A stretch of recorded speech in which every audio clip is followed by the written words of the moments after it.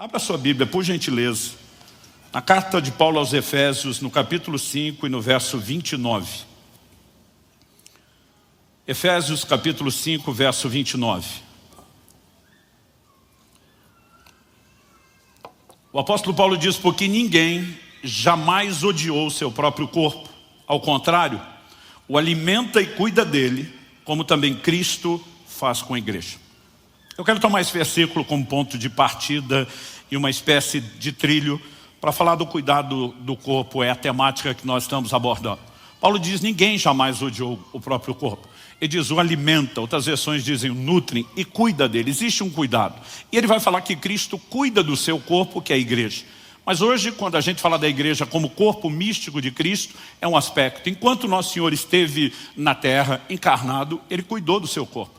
A Bíblia faz questão de mencionar Jesus dormindo, descansando, se alimentando, bebendo, sem contar, que nem de longe você consegue classificá-lo como sedentário. Quando você olha as distâncias que Nosso Senhor se locomovia, e há uma série de inferências. Para a Bíblia dizer que Jesus, com 40 dias de jejum, teve fome, isso significa que o nível de reserva de gordura corporal dele era bem menor. Eu estou encerrando na virada de hoje para amanhã mais um desses jejuns de 40 dias e já é a minha 7ª experiência. Eu nunca tive fome. Essa fome que a Bíblia diz, quando cessam, esgotam-se as reservas de gordura, eu nunca cheguei lá, porque aqui, meu amigo, tem reserva. Então isso significa que Nosso Senhor era assim um shape, talvez do pastor Marcelo, para menos. Fique em pé, Marcelo, você realmente está de parabéns. Mas eu acho que não está nessa reunião o Níquel, ele estava no primeiro culto. O Níquel é o nosso modelo. O último jejum que ele me acompanhou, ele começou com 69 quilos, tem a minha altura. O Dr. Aldrin estava monitorando ele, com 25 dias de jejum, ele já tinha 7% de gordura no corpo. Na última semana, diminuiu para menos de 3%, a gente ficava todo dia. E aí, tá bem? Tá bem? Tô bem, graças a Deus. Eu imagino Jesus mais ou menos melhor do que você como Níquel. Vamos usá-lo aqui. Então, quando você olha toda a perspectiva, Jesus cuidou do seu corpo físico e cuidava com uma mentalidade que é o que eu quero abordar aqui. Eu tive um privilégio que muitos de vocês não tiveram. Nasci num lar cristão. Fui consagrado a Deus desde o momento em que nasci. Meu primeiro presente foi uma Bíblia. Fui instruído, orientado no caminho do Senhor. Tive uma experiência forte com o Senhor Jesus desde bem cedo. Desde a minha adolescência, todas as minhas escolhas foram pautadas não apenas pelo entendimento da palavra, mas por uma experiência forte com o Espírito Santo. Ou seja, durante anos, eu sempre dizia publicamente que eu vivia uma vida sem arrependimentos, que eu não tinha nada para dizer assim: eu carrego um arrependimento. E nos últimos anos eu passei a retificar essa afirmação. Hoje eu posso dizer que eu tenho um grande arrependimento, uma dor. Não tenho entendido o que eu vou compartilhar com vocês antes. Eu gostaria de ter compreendido isso antes e tenho lutado para repartir esse encargo com o maior número possível de pessoas. Como foi dito, eu mostrei vestindo aquela calça. O meu recorde de peso foi 153 quilos. Hoje, estou quase 70 quilos abaixo desse peso. Mas a ideia não é apenas pensar e olhar para essa estrutura do peso. Eu lembro quando eu estava assim no auge, eu recebi a visita de uma amiga querida nossa, a pastora Rosellen, lá da Itália. Isso deve ter acontecido na virada de 2007 para 2008. Porque eu lembro que eu estive com eles em 2003, 2005, 2007, meio que a cada 2 anos. E ela veio nos visitar, ela chegou em casa acompanhada de uma discípula, de uma amiga que era médica. Eu lembro a expressão do rosto dessa médica quando elas entraram em casa e me viram naquele tamanho. Ela falou: pastor, me desculpe, eu sou médica, eu não consigo ficar quieto. Cada vez que eu encontro o senhor está maior. E eu estou preocupada com a sua saúde. Ela olhou para mim e falou: o senhor tem feito check-up? Eu falei: fiz 1 a 2 meses atrás. E ela olha para mim e diz: e aí, tudo bem? Eu falei: tudo. Quando eu falei tudo, ela fez uma cara de quem não estava acreditando. Quando ela fez a cara de que não estava acreditando, eu falei: Kelly, pega os exames. Ela falou: não precisa pegar. Eu falei: você está fazendo a cara de que não acreditou no que eu falei. Ela falou: desculpa, é difícil acreditar que o senhor com esse peso esteja tudo bem, mas considerando que o senhor ainda é novo, eu não quero olhar o exame. Mas ainda assim ela checou. Ela falou: açúcar no sangue, diabetes, tudo em ordem, pressão alta, triglicéridos, colesterol, foi fazendo as perguntas. No final ela falou assim: quem é que fez esse check-up? Foi um cardiologista? Eu falei: foi. Ela diz: o que é que ele te falou? Eu falei, olha, ele estava meio desgostoso. Eu lembro que ele jogou o envelope com os exames na mesa, que ele veio rodando, bateu no meu peito. Ele falou, digamos que o senhor tem mais sorte do que juízo. Não era para com um peso desse, está com tudo tão bem. E, na hora, eu ainda pensei, o assunto que eu vou começar abordando, a gente tem uma espiritualização exagerada, pensei, some de Deus. Aí quando eu falei isso, ela falou, olha, desculpa, eu vou discordar do seu médico. Ela falou, o senhor não está tendo sorte, o senhor só está ganhando tempo. Ela falou uma das frases que foi parte do início do processo. Ela diz, lembre disso, que o corpo é que nem cartão de crédito. Primeiro o senhor usa e gasta, depois vem a fatura. Ela falou, por enquanto o senhor só está gastando e a conta vai chegar. Ela falou, e o senhor está gastando é muito. Essa fatura vai chegar e vai chegar alta dentro de mim. Está amarrado em nome de Jesus. Um ano depois minha pressão subiu. Um ano depois da pressão, diabetes. E aí quando eu levei o choque do estado, eu entendi, não tem outra forma, tem que mudar. Então eu fui descendo, lá daquele auge dos 153. Eu lembro até hoje, quando bateu 126 quilos, normalizou a pressão e o açúcar no sangue. Quando normalizou, a partir daquele dia eu nunca mais subi além desse peso, mas de forma bem malandra eu estacionei o emagrecimento, tá bom aqui, não precisa mais.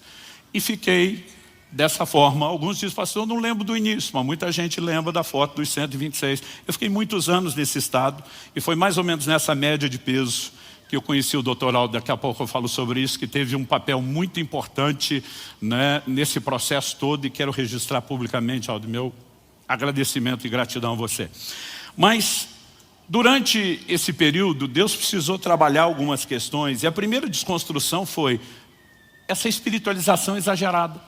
O Senhor Jesus, em Mateus, no capítulo 4, no verso 4, diz, nem só de pão viverá o homem, mas de toda a palavra que sai da boca de Deus. O que ele está dizendo é que eu e você não somos só corpo e carne, como seres espirituais também precisamos de alimento espiritual, como precisamos do natural. Mas isso não significa que se viver só do espiritual, eu e você podemos negligenciar o pão. Como nós vimos, dá para permanecer um tempo sem comer, mas existe um limite e o nosso corpo precisa dessa estrutura. Então você, ao mesmo tempo que não pode achar que é só carne e não atentar para a vida espiritual, não pode achar que é só espírito e negligenciar aquilo que é natural. Em João 3,6, quando fala do novo nascimento, Jesus diz, o que é nascido da carne é carne, o que é nascido do espírito é espírito.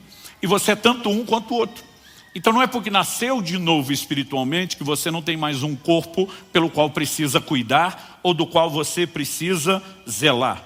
Na verdade, em Mateus 4,7, quando Satanás tenta Jesus para pular do pináculo do templo, qual foi a resposta do Senhor?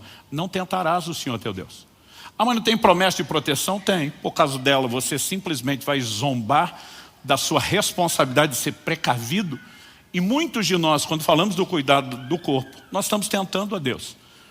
Nós precisamos perceber, né, olhando para aquilo que a palavra de Deus ensina, que tem coisas que não precisam ser espiritualizadas. Em 1 Timóteo, no capítulo 5, no verso 23, Paulo dá um conselho ao seu discípulo. Ele diz, não beba somente água, por causa das suas frequentes enfermidades no estômago. Toma também um pouco de vinho. Ele está falando, olha, você precisa cuidar. Os comentaristas acreditam que a qualidade da água era péssima. E ele está dizendo, você precisa saber dosar, né? Você precisa saber como trata o seu corpo, para que você não tenha enfermidades. Paulo tinha um ministério de cura poderoso, marcado por sinais, milagres, mas ele não disse, Timóteo, vou orar por você. E não significa que a gente não vai crer nas intervenções de cura. Agora, isso não precisa ser uma desculpa para que a gente não cuide daquilo que deveria. Quem está entendendo, diga amém. Então, olhando para as Escrituras, nós vamos ver que existem escolhas naturais com consequências dessas escolhas. Por exemplo, o mesmo Deus que prometeu na Escritura proteger, ele apresenta responsabilidades que eu e você temos acerca da nossa proteção. O Salmo 127, por exemplo, diz, se o Senhor não vigiar, não guardar a cidade, em vão vigia a sentinela. A Bíblia não está dizendo que não precisa de sentinela, mas está dizendo que para nós tememos a Deus, a gente não vai só usar a sentinela e deixar de confiar em Deus. Mas confiar em Deus não dispensa a sentinela. Até porque você confia em Deus, normalmente não desceu o carro destrancado por aí. Em Deuteronômio 22:8, olha o que Deus diz. Quando você construir uma casa nova, faça um parapeito no terraço, para que você não traga culpa de sangue sobre a casa, se alguém de algum modo cair do terraço. O Deus que promete proteger diz, fez um terraço, é um lugar alto, tem perigo? Tem. Constrói o parapeito. Porque a gente não precisa espiritualizar a proteção. A gente pode ser precavido, a gente pode ser cauteloso, a gente pode ser cuidadoso. E aquilo em que eu e você temos responsabilidades no aspecto natural, não adianta ter essa espiritualidade ou essa espiritualização exagerada.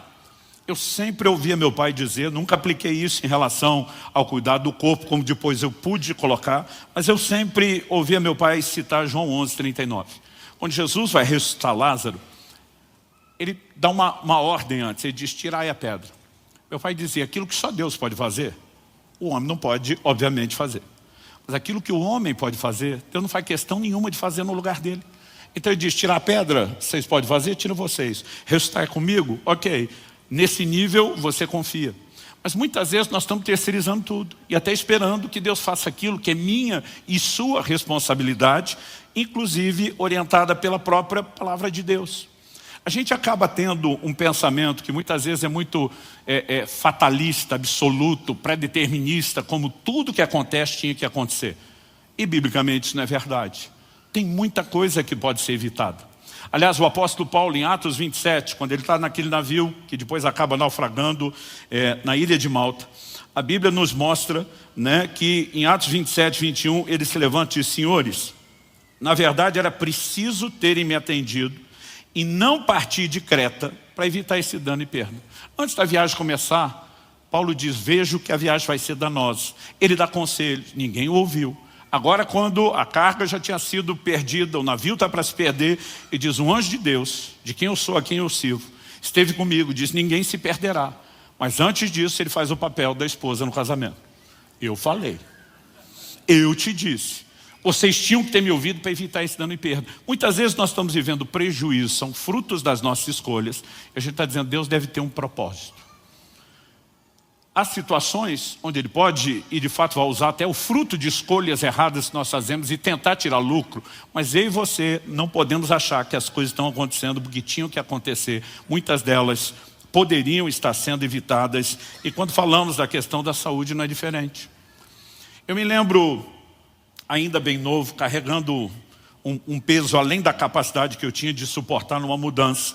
Eu peguei uma caixa cheia das louças, das cerâmicas, né? A gente era, acho que tinha 1 ano e pouco de casado, era a minha primeira mudança depois de casado, e aquele tipo de louça que você não usava, você guardava para as visitas, que pode ser que apareça e usa, mas assim, era o xodó da Kelly. E eu, na hora de pegar, eu tive todo o cuidado, né? Eu flexionei as pernas, eu mantive as costas eretas, mas quando eu peguei a caixa e comecei a carregar, eu vi que eu não ia suportar o peso. E eu mal dei alguns passos, eu falei, não dá. Só que se eu largasse aquilo, as louças arrebentavam. E querendo poupar o prejuízo da louça, eu simplesmente abaixei rápido para pôr no chão. Eu ouvi o estalo das costas, eu não consegui mais levantar do chão. Eu tive uma ou algumas hérnias de disco, passaram a pinçar o ciático. Eu fiquei 15 dias na cama, quase 1 mês sem conseguir andar. Aquilo foi um processo delicado. O ortopedista que eu fui me consultar era da igreja. E ele, depois de todos os exames, ele olha para mim e diz, pastor, nem cirurgia resolve o seu problema. Ele falou para o senhor entender a gravidade. Ele disse, ou o senhor aparece com uma dessas histórias que conta no púlpito, ou a sua vida estará e a sua mobilidade limitada por resto da vida. Não há o que faça que garanta que você volte ao normal. Eu lembro que eu falei para ele, o senhor vai ouvir a história. E Deus de fato fez um milagre, não só um. Eu tive 3 intervenções diferentes de Deus na minha coluna. Na terceira, Deus falou algo que na época eu não entendi com a clareza, hoje faz todo sentido. Ele me disse assim, eu não vou suspender para sempre as leis da natureza em seu favor. Ou seja, mesmo intervindo, Deus está dizendo, você pode fazer a sua parte. Normalmente, todo aquele dano nas costas era falta de cuidado, seja na hora de carregar aquele peso, ou o tanto de peso que eu mesmo carreguei durante muito tempo. Então, nós precisamos de uma mentalidade correta e fugir dessa espiritualização exagerada. Quem está entendendo, diga amém. Segundo lugar, falei dessa ideia de um fatalismo, né, que a gente cria. E é comum você ver crentes e até não crentes, quando alguém morre, dizer assim, pois é, quando chega a hora, como se tivesse hora marcada para todo mundo morrer. Então não existe nada que possa ser feito para viver mais, e não há nada que possa ser feito para viver menos. Isso não é verdade. Olha o que diz Eclesiastes, capítulo 7, verso 17. Não seja demasiadamente perverso, nem seja tolo, porque você morreria antes da sua hora. Agora, se há uma hora certa, que não tem jeito de evitar, por que é que a própria Escritura perguntaria para alguém, por que é que você vai morrer antes da hora? E está dizendo que isso seria fruto das escolhas. Então nós não podemos achar que cada pessoa que morreu, morreu porque era a hora e não tinha nada a ser feito. Então significa que se alguém se suicidou, tinha que acontecer, não tinha outra forma, era daquela maneira. Nós começamos a entrar num terreno que não é só perigoso, mas é uma relativização que prejudica todo mundo. A Bíblia tem promessas, e a Bíblia mostra que se eu e você cumprimos esses princípios, nós podemos prolongar os nossos dias. Um exemplo de vários. Paulo escreve aos Efésios, cita um dos 10 mandamentos: honra teu pai e tua mãe, para que tudo te vá bem e seja de longa vida sobre a terra. Significa que quem honra pai e mãe vive mais. Mas se é uma hora marcada, que diferença faz honrar ou não honrar os pais? A Bíblia mostra outros princípios que, se quebrados, vão encurtar os nossos dias. E não estou falando de uma única menção, são várias, são repetidas, recorrentes. Isso significa que essa hora não está tão determinada como eu e você achamos. Outro dia alguém me disse, mas o Salmo 139:16 diz: todos os meus dias foram escritos no teu livro, quando nenhum deles ainda existia. Eu falei, não confunda a presciência. Um Deus conhece tudo que você vai viver de antemão com pré-determinismo. São coisas completamente diferentes. Deus conhece os seus dias, pode registrá-los antes que você os viva. Não significa que você não tem escolhas, e muito menos que não vá colher os frutos e o resultado das escolhas. Então, em segundo lugar, assim, primeiro eu abordei a ideia de espiritualização exagerada. Em segundo lugar, eu quero ser até breve aqui, porque eu quero gastar um pouquinho mais de tempo no terceiro tópico. Eu quero usar uma expressão que eu lembro do título de um filme. Não sei se o original no inglês era assim, mas na adolescência a tradução era: o céu pode esperar. Eu quero traduzir isso. Paulo diz: eu desejo partir, estar com Cristo. Ele diz para mim, morrer é lucro, é incomparavelmente melhor. Ele diz, mas por causa de vocês, Filipenses capítulo 1, eu vou ficar um pouco de tempo mais. O que Paulo está dizendo? Está lá, é maravilhoso, mas o céu pode esperar. Nós vamos ter a eternidade toda. Então, eu e você precisamos entender que há escolhas que podemos fazer. Paulo está dizendo, eu escolho ficar. E como nós escolhemos isso? Se há uma hora determinada, como é que Ezequias ora e ganha mais 15 anos de vida mudando aquela sentença? Como é que Elias escolhe antes da hora e Deus aceita e vai embora? Agora, há muitas formas de você aumentar ou diminuir os dias. Não é só com princípios espirituais, fé ou a falta de fé e a desistência. A forma como eu e você tratamos o corpo determina a duração dele. Então, quando nós falamos do cuidado do corpo, não falamos apenas de longevidade. A frase que eu gosto, que eu ouvi do Aldrin e passei a repetir é: nós não queremos apenas mais anos de vida, mas também queremos ter vida nos nossos anos. Então significa que você pode aumentar a duração, mas eu e você podemos garantir, ou o inverso, a qualidade de vida que vivemos, né? Agora, mas pastor, se a Bíblia está dizendo morrer antes da hora, tem uma hora certa? Genericamente tem. Em Jó, no capítulo 5, no verso 26, a Bíblia diz: em robusta velhice você descerá à sepultura, como se recolhe o feixe de trigo no tempo certo. Qual o tempo certo? Não é quando está verde, é quando está maduro. E a Bíblia chama essa estação de ser colhido robusta velhice. É uma velhice, mas com saúde. Jó 42:17 diz: e assim Jó morreu após uma longa velhice. Então esse é o plano genérico. O pastor pode ter exceções? Claro. A gente olha para muitos que foram mártires do Evangelho. Não morreram naturalmente. Mas mesmo Paulo e Pedro, que foram martirizados, a Bíblia fala deles já na idade velha. Paulo, antes de morrer, diz: eu, Paulo, o velho. Não sabemos que idade Estevão tinha quando faleceu. Mas, se alguém partir por outro motivo antes da hora, que não tenha sido negligente. Outro dia alguém falou para mim: mas por que eu vou cuidar da saúde? De repente eu me esforço para isso e daqui a pouco morri de acidente. Falei, pelo menos você garantiu saúde no tempo que viveu. Falei, agora o que te garante que o acidente vai acontecer? Então, pela possibilidade, você decide andar em deliberada negligência. Gente, qual a lógica disso? Um dia um pastor veio me chamar a atenção, na época que eu estava com sobrepeso, de Subirá. Nós precisamos de você servir no corpo de Cristo. Você tem que se cuidar, meu amigo. Você não pode partir cedo. Eu olhei para ele, citando Paulo, na espiritualização exagerada. Eu falei, para mim o morrer é lucro. Ele falou, se tu der a sorte de morrer. Porque quando não se cuida como você, a maioria não consegue morrer de cara não. Vai para uma cama, vive uma vida miserável, incomoda a família. E de repente aquilo começou a me assustar. Falei, eu nunca pensei nesse outro lado. Mas a verdade é que o céu pode esperar. Então, se eu e você entendemos o que é a hora certa e qual a nossa responsabilidade, as coisas vão mudar. Um pastor me confrontou mais ou menos em 2013. Ele me olha, estava na fase 2, não era o auge do peso, ali dos 126 quilos. Ele falou: Luciano, você já ouviu falar de um avivalista chamado Robert Murray McCheyne? Falei: já. Um escocês, chacoalhou a Escócia, foi um instrumento de Deus. Ele falou: você sabe qual é a frase mais famosa dele? Falei: a mais famosa não sei dizer, eu já coloquei nos meus livros algumas citações do McCheyne. Ele falou: bom, se você não sabe a mais célebre, então, se você não consegue classificar é porque você não conhece a frase. Eu falei: qual é? Ele falou assim: você sabia que esse homem de Deus chacoalhou a Escócia, morreu aos 29 anos? Eu falei: não.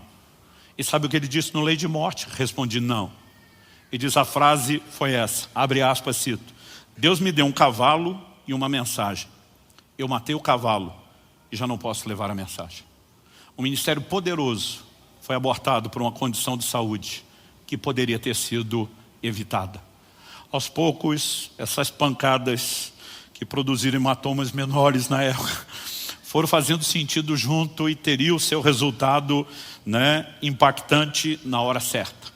Pastor, ok, não podemos viver de espiritualização exagerada, o céu pode esperar, já entendi esses dois aspectos.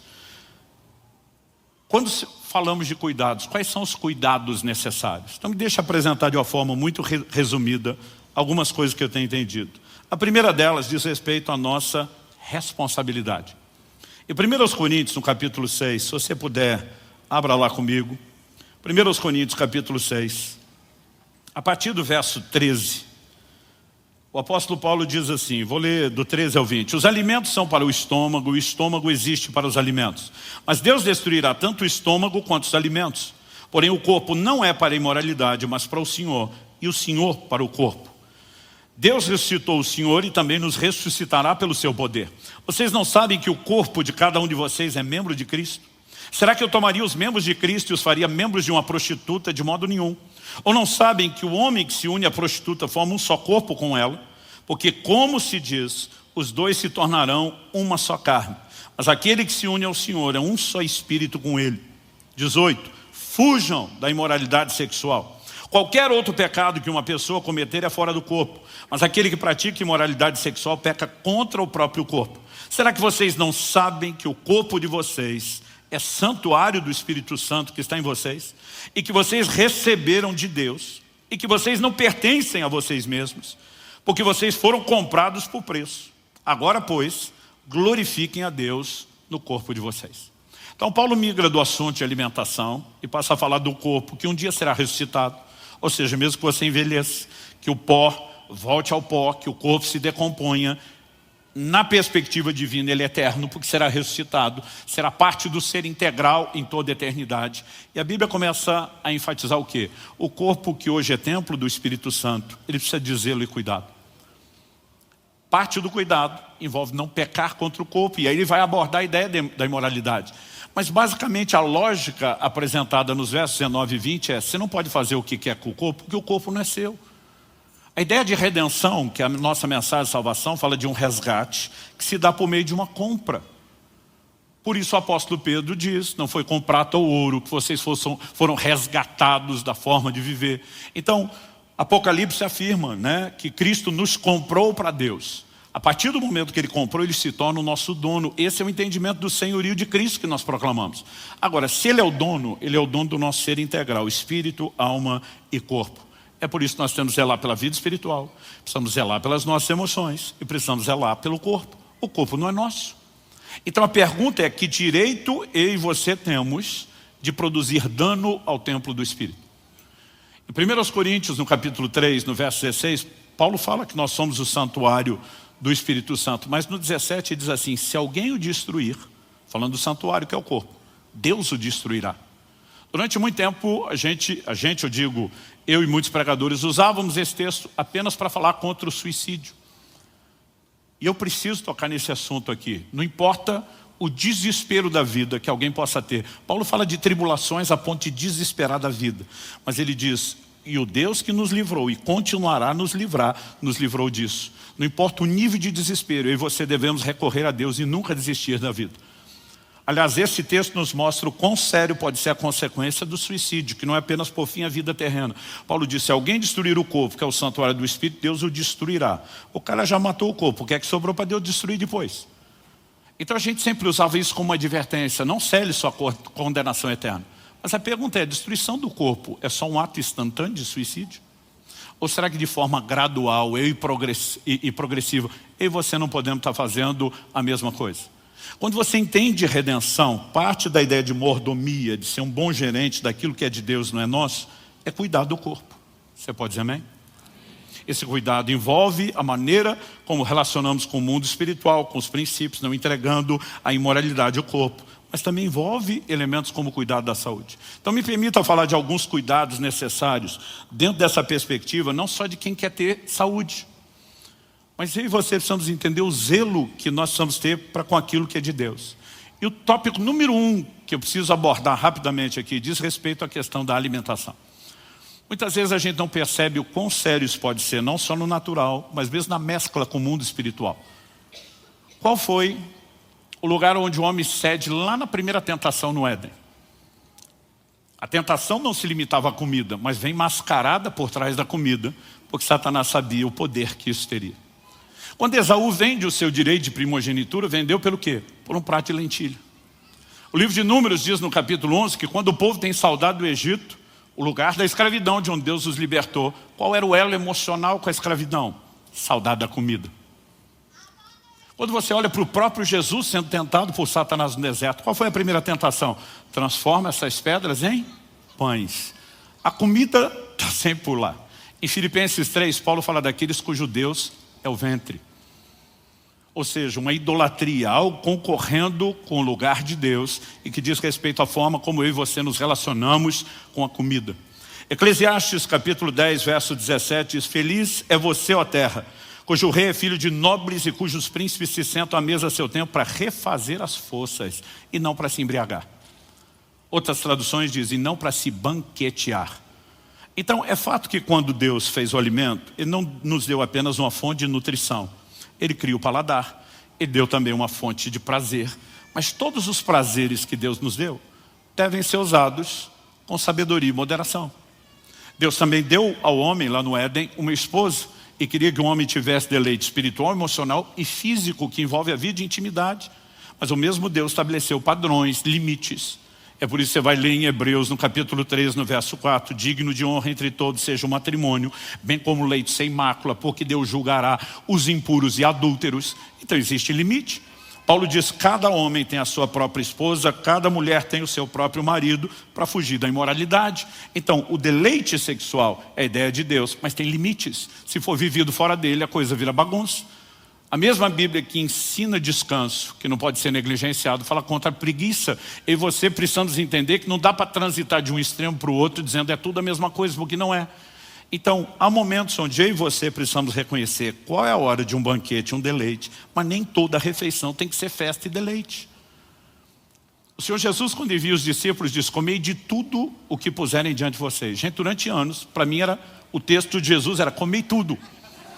É sério, eu nunca parei para pensar, comer de tudo é a variedade de alimentos. Muitas vezes eles chegariam em lugares para pregar o evangelho, onde as pessoas ofereceriam algo, e culturalmente, hoje isso é um problema menor do que na antiguidade, ou menor aqui no Brasil do que em outros países. Se você recusa um alimento, você fechou a porta ao evangelho, né? Então Jesus disse, comei de tudo. Durante anos eu acreditava que era comer tudo. Aliás, quando repetia, porque eu não só comia de tudo, mas de tudo dobrado, quando eu repetia, eu ainda tentava dar a base bíblica. Eu dizia, o anjo acordou Elias para comer, ele dormiu, então tirar uma cesta depois da comida é bíblica. E eu dizia, o anjo acordou e ele disse, come de novo. Um dia eu falei isso, o homem de Deus estava do meu lado e falou, mas ele andou 40 dias depois, quanto é que você vai andar depois dessa segunda refeição? Eu emudeci, fiquei quietinho, e a vontade era dizer, desculpa ter nascido, ter falado, comentado, mas muitas vezes a gente perde a perspectiva. Gente, eu continuo tendo um profundo apreço pela comida. A diferença é que a gente tem que pensar, nem toda refeição é banquete. Nem todo dia você precisa comer tanto ou comer de tudo. E nós podemos mudar algo. Primeira carta de Paulo aos Coríntios, capítulo 10, verso 31 diz, portanto, se vocês comem ou bebem, ou fazem qualquer outra coisa, façam tudo para a glória de Deus.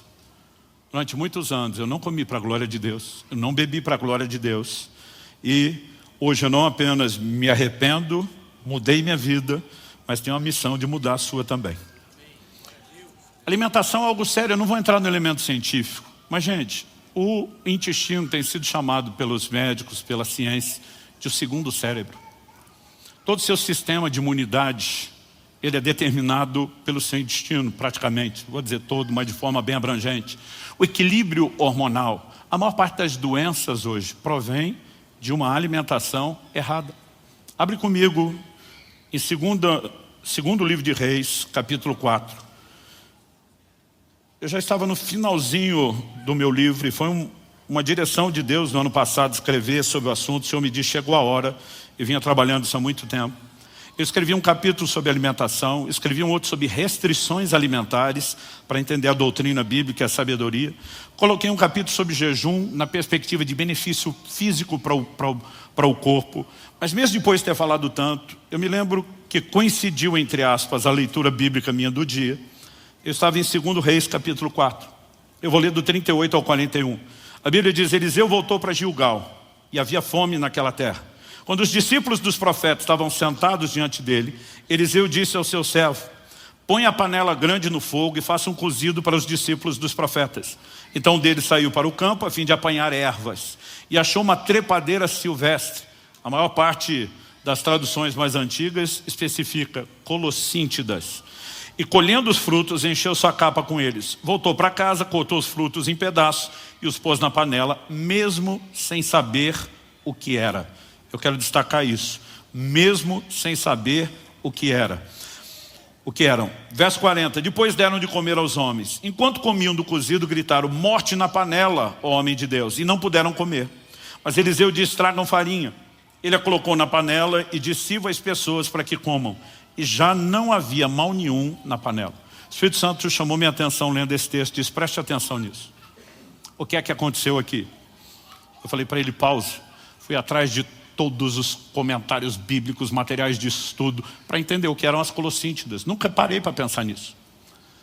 As colossíntidas, elas tinham uma propriedade laxante. Usada em pequenas quantidades, podiam ser medicamento para o intestino. Mas numa quantidade maior, elas poderiam produzir muito mais do que o desandado do intestino. Alguém poderia sangrar até a morte. E quando eles gritam morte na panela, não era algo simbólico, era literal, tanto que ninguém podia mais comer. Eu não sei como é que descobriram, porque o texto não dá detalhe. Se alguns já começaram a passar mal, nós estamos no meio de profetas, era o time da revelação. Não sei se alguém levanta para ter uma revelação, porque dos profetas você pode esperar tudo. Aliás, a gente brinca, quando um profeta encontra o outro, o jeito de cumprimentar é diferente. Ele olha para o outro e diz, você está bem, e eu como estou? Né? Já é tudo no nível da revelação. Não sabemos se foi isso, mas alguém diz morte na panela, e eles sabem que não pode comer. Então, houve a necessidade de uma intervenção de Deus porque não tinha opção de alimento, gente. Havia fome na terra. Agora a Bíblia diz que Eliseu chegou em Gilgal, o seu moço que o servia com ele. Eu não sei, provavelmente não era de lá, não conhecia, não sabemos porquê. Mas a Bíblia diz que ele coloca aquilo sem saber o que é. E nesse dia o Espírito Santo fala comigo e diz, por que é que a morte foi parar na panela? Apesar de com Deus a gente usar um linguajar respeitoso, minha vontade é dizer, por causa da ignorância daquele camarada que não sabia o que estava botando na panela. E o Senhor falou comigo, quanta ignorância de vocês hoje não está colocando morte na panela e no prato de vocês. A maioria de nós não tem noção do que a gente come, do efeito que isso produz, e a gente tinha que ter um mínimo de entendimento. A quantidade de alimentos processados, industrializados que você comemos, a quantidade de produto químico que a gente bota para dentro, conservante, saborizante, aromatizante, né? A lista vai longe. A maioria de nós não tem noção do que tem feito. Mas a pergunta é, se temos a responsabilidade de cuidar do corpo, será que eu e você não deveríamos, como parte dessa responsabilidade, se atualizar um pouquinho mais? Evidente que sim. Segunda coisa, que é uma das áreas de cuidado, eu quero passar rápido aqui, mas não posso deixar de tocar. Não é o problema de todos, tem gente que não tem problema nessa área e tem nas outras, mas diz respeito à questão do sobrepeso. É o jeito mais bonito da gente falar aí do excesso de peso. Em primeira carta de Paulo a Timóteo, no capítulo 5, no verso 16, eu lembro de um dia que eu estava meditando na epístola de Paulo a Timóteo, eu cheguei nesse versículo, ele disse: se alguma mulher crente tem viúvas em sua família, socorra-as, para que a igreja não fique sobrecarregada e possa socorrer as viúvas que não têm ninguém. Você lê os versículos anteriores, Paulo está falando que as viúvas que não tinham arrimo de família, não tinham filhos ou netos para cuidar, a igreja ia acolher e cuidar delas. Mas ele termina dizendo: se a família pode cuidar, então a família faça, e a igreja se dedica a cuidar de quem não tem família. Por quê? Para que a igreja não fique sobrecarregada. A igreja não ia conseguir socorrer todas as viúvas. Então tinha que canalizar energia para aquelas que não tinham os familiares. Eu lembro quando eu li esse texto, para que a igreja não fique sobrecarregada, o Espírito Santo falou comigo: nenhuma sobrecarga é sábia. O jeito que ele falou, eu sabia que ele ia falar algo diferente. Eu já parei, fiquei pronto para anotar, esperando que fosse alguma coisa sobre a vida da igreja. E depois de dizer nenhuma sobrecarga é sábia, ele me disse: nem o seu excesso de peso. Esse foi um dos primeiros confrontos de Deus, já na fase 2, não era nem na fase 1. E de repente eu começo a pensar: se você edifica um prédio e não faz fundamentos que comportem o prédio, o que é que vai acontecer? Se não desmoronar, vai dar uma entortadinha com uma torre de Pisa. Se você decide usar um automóvel, seja de um carro, uma caminhonete, um caminhão, e carregar mais peso do que a suspensão suporta, qual é o final dessa história? Mesmo a embarcação, se colocar mais peso do que pode, ela vai afundar ou naufragar. Agora, se para nós isso tudo é tão claro, como é que a gente vai deduzir que pode passar uma vida, anos com excesso de peso, achando que isso não produz dano ou resultado no corpo? E não estou nem falando só de sobrecarga nas juntas. Vamos falar da sobrecarga ao coração, ao sistema cardiovascular. É por isso que obesidade e pressão alta andam juntos. Vamos falar de diabetes. E a história vai longe. Então, assim, hoje nós vivemos uma epidemia mundial de obesidade. Todo mundo acha que está bem. Durante muito tempo as pessoas diziam: tem que se cuidar. Eu dizia: isso é vaidade. Não, não é vaidade. A questão não é meramente a sua aparência, a sua forma. É o cuidado do corpo. Então, essa foi uma das áreas que Deus corrigiu. Eu tive que tratar e ela merece nossa atenção. Terceira, descanso. E agora quem está falando é o imperativo. Desses que andam no trifásico, não sei nem se eu estou no 220 ou numa voltagem superior. Durante muito tempo, sabe o que eu dizia? Eu dizia que dormia perder tempo. Eu dizia: passar um terço da vida dormindo. Eu lembro que um dia eu comentei com o médico e falei: se tivesse uma pílula para tomar e não precisar dormir, eu tomava. Ele falou: a pílula existe, graças a Deus que o senhor não descobriu. Durante muito tempo falei isso.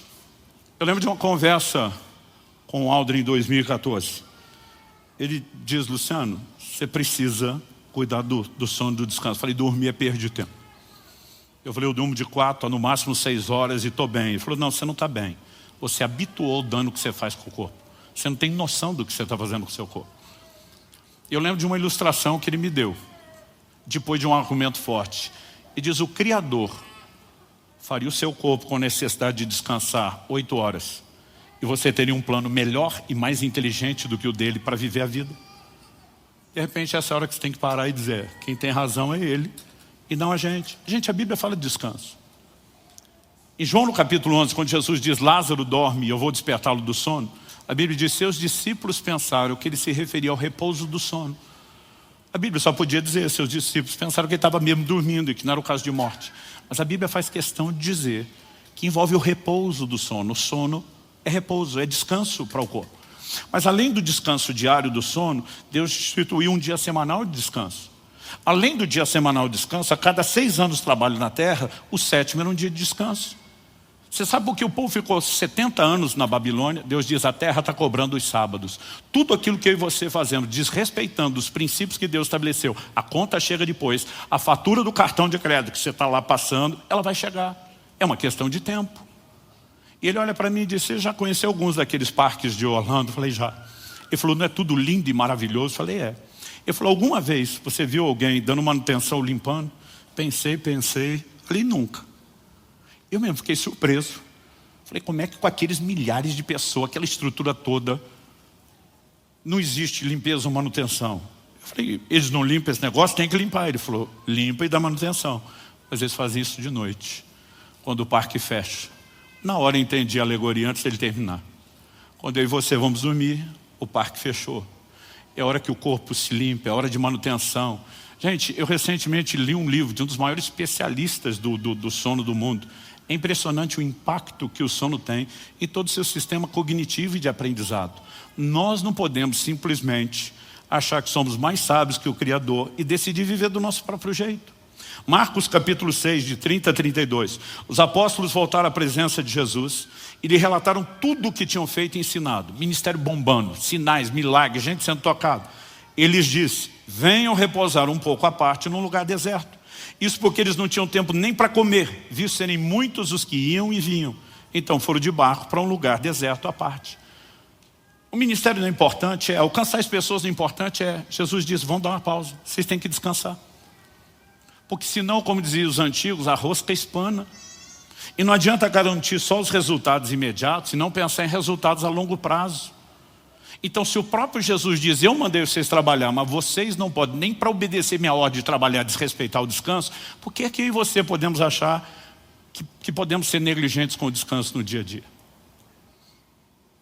Eles estão num silêncio hoje impressionante. Quarto e último lugar. Eu estou tentando trabalhar mais ou menos a ordem do que Deus foi falando comigo, não é uma ordem de importância. Exercício físico.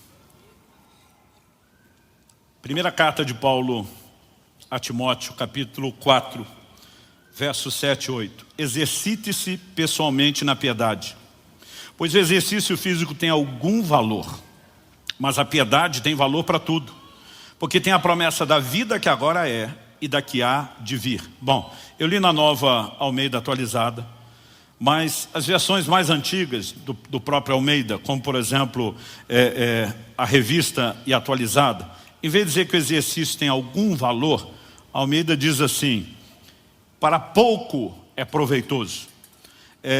Outras traduções vão variar, mas a ideia é dizer algo parecido, né? Tem pouco proveito, e assim vai. Durante muito tempo, assim como o versículo que diz lá: comei de tudo, eu achava que era comer tudo e não de tudo. Eu sempre li esse versículo dizendo, como se ele estivesse dizendo, que o exercício físico não tem valor. A Bíblia não está dizendo que não tem valor. Ele diz que ele é de pouco proveito. Pouco proveito se você pensar no quê? Na comparação, no contraste que ele está fazendo com a piedade. Ele está dizendo: eu quero que vocês exercitem na piedade. Porque a piedade tem mais proveito que o exercício físico. Ele diz porque ela tem a promessa da vida agora e da que há de vir. Então a piedade impacta a sua vida terrena e a eterna. O exercício só impacta a sua terrena. Não vai impactar a sua vida eterna. Eu lembro que outro dia alguém perguntou para o Aldrin: mas se eu comer errado e morrer mais cedo, eu vou deixar de ir para o céu? Ele falou: não, talvez vá para lá mais rápido. A pergunta é: por que antecipar o céu que pode esperar, se nós podemos ser mais frutíferos e viver o plano e o propósito de Deus de forma completa aqui?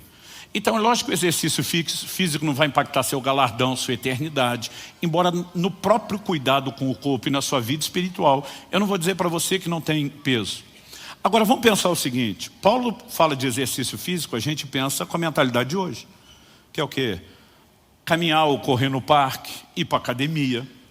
Mas você precisa pensar que hoje a gente precisa de academia e das outras coisas, porque nossa vida, pelos confortos da modernidade, ela se tornou sedentária. As pessoas daquela época a quem Paulo escreve, ninguém era sedentário. Era impossível ser sedentário naquela época. Eles não tinham automóvel, não tinham bicicleta, né? Animais para transporte eram usados em momentos pontuais e longas jornadas para quem tinha. Então, você precisa entender que todo mundo tinha um movimento. Eu tenho um controle no meu relógio da quantidade de passos para saber se eu me movimentei o mínimo possível. Então, às vezes eu estou esperando no aeroporto, eu fico indo e vindo e olhando. Se não der para exercitar hoje, que pelo menos eu ande o mínimo. Ninguém tinha problema com isso na época. Todo mundo andava mais do que o mínimo, por causa das distâncias. O trabalho todo era físico, gente. Eles não tinham trabalho do escritório, como eu e você hoje passamos o dia sentado no ar-condicionado, né, fisicamente falando, não fazendo muita coisa. Então todo mundo trabalhava a terra para tirar o seu sustento, tinha que plantar e colher, tinha que cuidar dos animais, o trabalho era físico. Não existia essa ideia do negócio, da construção civil que nós temos hoje. Todo mundo tinha que construir sua própria casa com as mãos, tinha que fazer os seus móveis com as mãos, ou seja, não existia sedentarismo. E para esse povo que já tinha um mínimo de movimento, quando Paulo diz assim, o exercício físico para pouco é proveitoso, a palavra que ele usa no grego, ginásia, de onde vem ginásio e academia que nós temos hoje. Do que Paulo estava falando, da cultura greco-romana, de exercitar-se fora, além da movimentação do dia a dia. Era uma cultura que fomentou o que hoje eu e você vamos chamar de vaidade, que é o culto ao corpo, mas era um nível de exercício além do comum. E Paulo está dizendo, mesmo esse além do comum, para quem não é sedentário, tem proveito. Então como é que hoje eu e você vamos decidir que não tem proveito? E essa foi uma área que Deus precisou trabalhar muito forte na minha vida. Eu tinha uma limitação, vocês lembram, 3 anos atrás de eu passar aqui 2 meses pregando sentado por conta de uma operação que eu fiz no joelho para poder voltar a me exercitar. E eu tive que decidir organizar minha vida. Eu vejo um monte de gente dizer, não tenho tempo. Eu digo, não, você não tem prioridade, o que você tem tempo dá um jeito. Hoje entre os 4 cultos, agora à tarde, eu me organizei ao longo do tempo, eu tenho academia dentro de casa e eu vou treinar no mínimo 1 hora, talvez 2 horas. Quando você entende importância, você se organiza. Quais são os resultados? Você passa a ter uma vida saudável. Os neurologistas estão dizendo isso com a clareza de documentação, material científico, pesquisas como nunca antes, que a melhor prevenção para demência na velhice não é só, vou aprender outra língua, vou escutar música, vou fazer os jogos mentais, eu tento fazer essas coisas todas. Mas o que mais garante a neuroneogênese, formação de novos neurônios, cardio, exercício cardiovascular, a irrigação sanguínea no cérebro. Nós precisamos entender a importância disso. Os médicos, os cientistas estão anunciando que nós vamos viver a maior epidemia de demência jamais vista por alimentação errada e por falta de exercício. Então, assim, a pergunta é, eu e você não podemos ter uma mentalidade de investimento na nossa velhice? Por que não? Ok, pastor, é só o cardio? Também não. Se você quiser garantir mobilidade, não só o equilíbrio básico, mas mobilidade na velhice, você também vai precisar do anaeróbico, ou seja, musculação. Então, nós precisamos entender a forma e a maneira, né? E procurar corresponder com o cuidado do corpo que se estenda a todas as áreas. Para terminarmos, ninguém consegue mudar tudo da noite para o dia. Até porque a mudança é um processo. Você não muda comportamento sem mudar primeiro seus valores. Você pode repetir isso comigo? Diga, não se muda comportamento sem mudar primeiro os valores. E gente, os valores não mudam todos da noite para o dia. Então assim, eu lembro que eu ouvi alguns médicos falar, tem que cuidar do pH da água, eu não sei o que. Eu dizia, meu Deus, não dá para mudar isso tudo de uma vez. Mas você pode começar de forma gradual. Então eu comecei retirando tudo aquilo que era escandalosamente mais danoso, criei o hábito com isso, depois você pode ir ajustando, mas ao mesmo tempo nós precisamos de uma mudança de mentalidade. É por isso que nós estamos domingo passado e esse, pilhando você, queremos que você adquira os livros, porque não adianta ouvir isso uma vez. Eu me lembro quando em 2014 eu conheci o Aldrin, sentei na frente dele para uma conversa, fiz o exame, eu brinco que ele tem uma máquina, um scanner lá que parece coisa espiritual, de tanto detalhe que revela da sua vida, dos seus hábitos. E quando terminou, estava na fase 2, dos 120 e tantos quilos. Falei, doutor, muito ruim? Ele falou, melhor do que eu esperava, olhando o seu tamanho e o seu peso. Mas ele olha para mim e diz assim, graças ao ortomolecular que te pegou 2 anos e meio atrás, te passou a suplementar com isso e isso.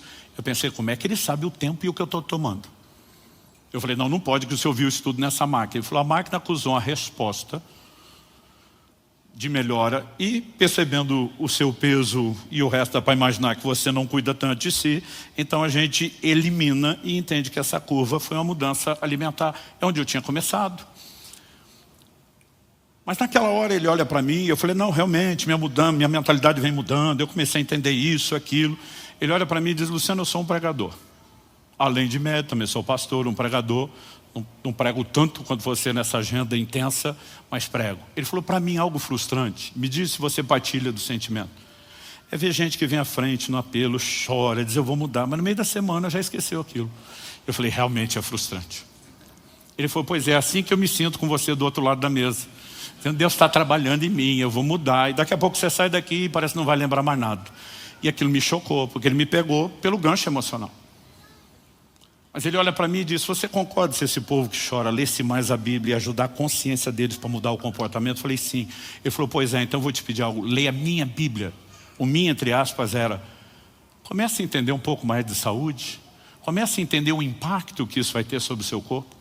E a partir dali, ele começou a me dar uma bibliografia extensa de materiais que eu passei a ler. Pastor, o senhor quer que eu leia isso tudo? Não, é por isso que a gente está entregando tudo resumido de mão beijada para você. Mas tem sido anos estudando área após área, né? E eu decidi, mesmo não sendo minha área de formação, eu falei, eu vou ler todo esse material médico, eu preciso entender essas coisas, porque senão eu nunca vou funcionar como deveria. Então, o processo de mudança de mentalidade, entendendo o que a Bíblia diz, o que a ciência diz, impressionante que essas coisas não se contradizem, como muitos que professam a fé acham, começou a gerar uma mudança. A mudança de mentalidade foi gerando uma mudança de comportamento. Eu não mudei tudo da noite para o dia. Eu oscilei subidas e descidas, nunca igual de peso como antes. É lógico que nos últimos anos tem um fator atenuante, né? Um período desses de 40 dias de jejum vão 16, 17, às vezes 8 quilos, né? Principalmente você fazendo isso, treinando. Então tem hora que eu subo um pouquinho antes de começar, recupero depois. Mas aos poucos as coisas foram se organizando dentro de mim, mas por causa de uma mudança de valores. Então o que eu espero? Hoje eu quero trazer um alerta. E eu quero tentar mostrar para você que o assunto merece mais do que a sua atenção hoje. E eu, honestamente, quero te encorajar a não apenas levar os livros. A gente não quer distribuir livro. Nós queremos que você leia, releia, até que isso entre dentro de você e te ajude a mudar de vida. E dessa forma honrar a Deus. Você pode dizer amém? Eu quero encerrar com um testemunho que foi, de todos, acho que o golpe fatal que me acordou e me chacoalhou. E que dá o argumento final da mudança de pensamento aqui para arrematar. Finalzinho de 2013, acho que foi novembro, eu conheci um homem de Deus, pastor Paulo Canuto. Eu ouvia falar muito dele andando pelo Brasil, nas minhas viagens à Europa. Todo mundo perguntava, conhece Paulo Canuto? Falava das experiências dele. E, finalmente, nós dois seríamos preletores numa conferência. Falei, minha chance de conhecê-lo. Eu ia pregar na quinta noite, sexta de manhã eu ia embora. Ele ia pregar só no sábado, eu não iria ouvi-lo. Então, quando terminou a reunião, tinha uma janta para os preletores. O pessoal da igreja fez uma comida mais saudável do que o normal. Mas de todo mundo, ele foi o que fez o menor pratinho. Eu só para puxar assunto, conversa, né? Era mais aquele quebra-gelo, eu não queria falar daquilo. Eu falei para ele, está se cuidando, hein? Quando eu falei, está se cuidando, hein? Ele olha para mim e pergunta, quantos anos você tem? Quando alguém com mais de 60 anos te perguntar a idade, ele vai te dar um sermão. Pode ter certeza. Quando ele perguntou quantos anos você tem, eu falei, lá vem. Eu na fase 2, mas bem robusto, respondi 43, 41, estava a fazer 42. E ele falou, não, estou perguntando sua idade, porque quando eu tinha 44 anos de idade eu morri. Falei, você o quê? Ele falou, morri. Falei, como assim morreu? Ele falou, morri, eu tenho o laudo médico da minha morte. Ele aponta para Eva, a esposa dele, diz, ela é minha testemunha, estava comigo lá. Não é toda hora que você encontra alguém que morreu e consegue conversar com ele. Eu, curioso, olhei, me fala um pouquinho mais sobre isso. Ele falou, meu corpo entrou em falência aos 44 anos de idade. Múltiplo. Me reanimaram 4 vezes, 5 vezes. Nas primeiras 4 eu voltei. Na quinta eu não voltei mais. Falei, como é que você sabe que não voltou? Ele falou, porque eu me vi saindo do corpo. E da 4ª para a 5ª vez, tudo que acontece na sala, eu estou vendo fora do corpo, meu corpo deitado. Ele falou, meus detalhes batem, a minha versão bate nos mínimos detalhes, a da minha esposa e do médico. Ele falou, eu vi que horas eram quando ele assinou o laudo, e o laudo confere com o horário que eu vi. Eu vi o que ele falou quando tirou a minha aliança e entregou para minha esposa, os dois ficaram pasmos quando eu contei a história. Eu falei, eu vi tudo. Eu estou impressionado, falei, e aí? Ele falou, e aí que Jesus apareceu atrás de mim. Quando aquela presença apareceu, eu já sabia que era ele. Ele diz, eu não sentia permissão de encará-lo, mas antes dele falar, ele falou, eu já sabia que era ele. Ele chegou pertinho de mim, do meu ouvido, e sussurrou, você é um suicida. Quando eu ouvi aquilo, eu já sabia para onde ia essa história. Foi um soco no rim, como falo na linguagem do boxe. E eu estava assustado com aquilo, mas ele continua e diz que o Senhor Jesus falou assim, eu tinha um plano extraordinário para a sua vida. Mas você o abortou, porque nunca cuidou do seu corpo. Quando ele falou isso, eu falei, para, sem pisar nos ovos, vamos direto no assunto. Tu era gordo, tipo, fala comigo na real. Ele falou, não. Meu problema era comer menos do que deveria, jejuava sem sabedoria nenhuma, não dormia, toda noite era uma vigília. Ele falou, eu dormia 2, 3 horas para orar, para buscar Deus. Viajava a pregar o evangelho sem me dar descanso, meu corpo não suportou. Eu estou diante dele, como diriam meus amigos, os cariocas da Baixada. Caraca! Eu estou impressionado com aquilo. Ele falou, calma, calma que fica pior. Ele falou, Jesus, enquanto falava, me deu uma visão do que seria o meu velório do dia seguinte. O velório que não aconteceu, eu assisti. E ele falou, a coisa mais assustadora de se ver o seu próprio velório. Ele falou, eu vi o meu. Eu no caixão, arrumado, coroa de flores, família, amigos, todo mundo chorando. E alguém chega perto do meu caixão, estende a mão e diz, mas o Paulo era uma bênção. Por que será que o Senhor recolheu ele tão novo? E aí Jesus atrás dele diz, além de abortar o meu plano para a sua vida, você faz com que eu seja julgado. Eu não te recolhi coisa nenhuma, foi você que se matou, foi você que nunca se cuidou. E além de abortar o meu propósito para você, você ainda faz com que eu seja julgado.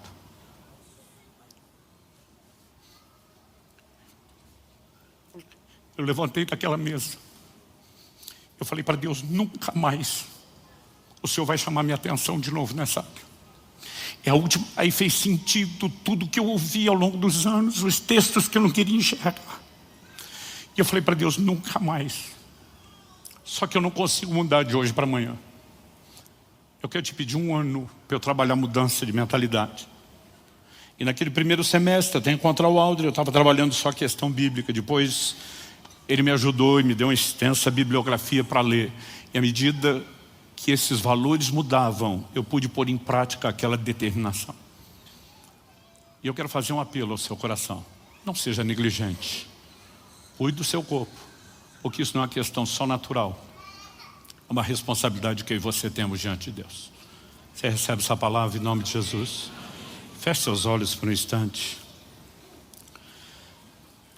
Espírito Santo, nós clamamos por mais do que um conselho, mais do que informação, mais do que material para ser digerido numa reflexão posterior. Nós oramos por um despertamento, nós oramos por uma iluminação do alto, nós oramos que o Senhor de fato possa nos provocar a esse lugar de resposta que te honre, te exalte e te glorifique. Que não apenas garanta mais anos de vida, mas mais vida aos nossos anos. Que nos permita não desperdiçar a oportunidade de te servir, de cumprir o nosso propósito. Eu sei, ó Deus, que cada um tem a sua individualidade. Eu sei que cada um precisa, ó Deus, de ajustes específicos. E eu oro que o Senhor, de forma personalizada, aplique a sua palavra no coração de cada um. E nos ajude nesse processo de mudanças, para que possamos de fato te honrar em todas as áreas, na integralidade da vida cristã, espírito, alma e corpo. É a minha oração, por cada um dos meus irmãos e irmãs nesse lugar, por aqueles que nos acompanham pela internet, ao vivo ou posteriormente com essa palavra gravada. Eu oro pelo início de uma nova história, em nome de Jesus e para a glória de Deus. Se você crê e concorda, diga amém. Amém. Glória a Jesus. Isaías capítulo 1, versículo 19.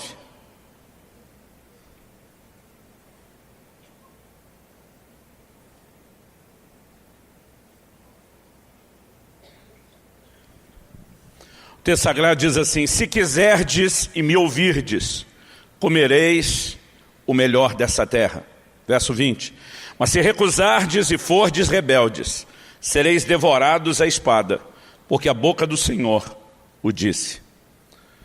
Ao olhar para esse texto, e nós estamos partindo de um texto do Velho Testamento, que fala da nação de Israel, que fala do período da velha aliança, mas, embora Deus tenha trabalhado com propósitos distintos, com esses dois grupos distintos, né? Israel no Velho Testamento, a igreja no Novo Testamento, nós podemos alinhar muita coisa, não apenas no propósito de Deus com esses dois grupos, mas em relação ao propósito geral de Deus, ao qual eles também serviram, que inclui, né, promover o reino de Deus.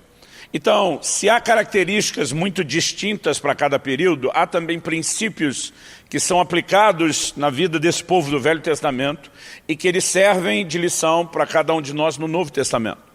O apóstolo Paulo diz que aquilo que acontecia a Israel foi escrito para advertência a nós, de quem são chegados os fins dos tempos. Então Deus os tirou do Egito e os guiou a uma terra que manava leite e mel, uma terra que ele chamou, né, o povo passou a chamar de a terra prometida, por conta da promessa feita aos patriarcas. Essa terra era um lugar de abundância, onde as bênçãos de Deus, né, foram expressadas de forma física, material, palpável, em um padrão de vida completamente diferente daqueles que eles tinham antes de serem introduzidos na terra.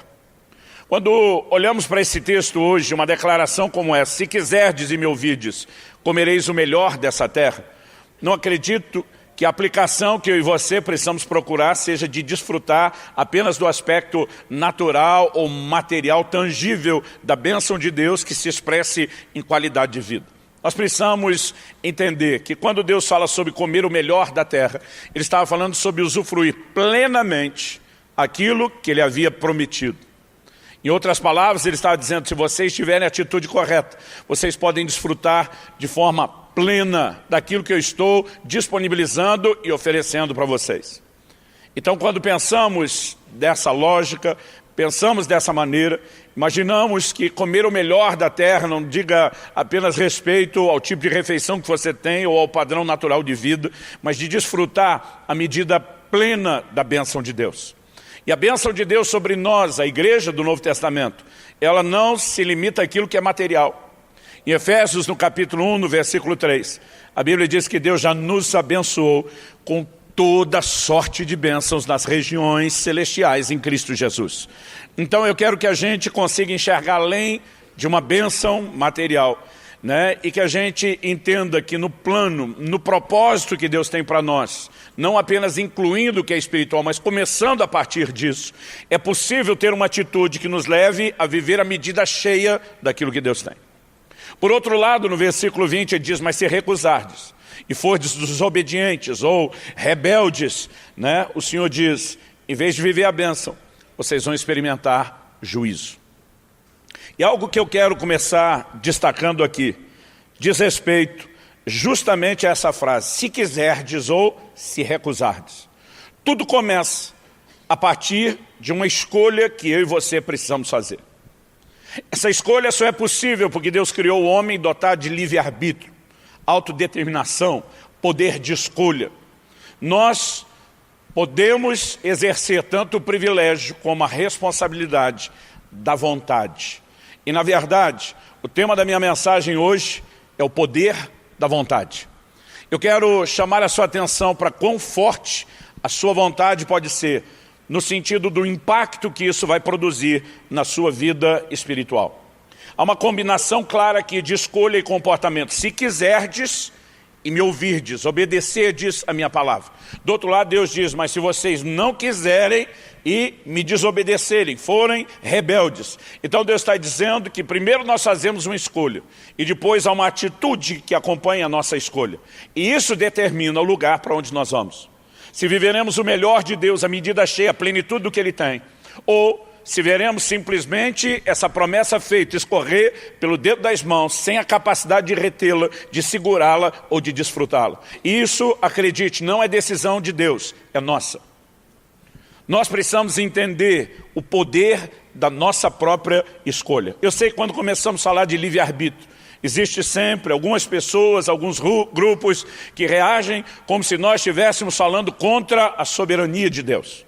Porque o conceito de alguns é que, para que Deus seja soberano, Ele é que tem que escolher tudo e o homem não pode escolher praticamente nada. Em alguns círculos o homem não escolhe nada. Em outros ele escolhe algo bem menor.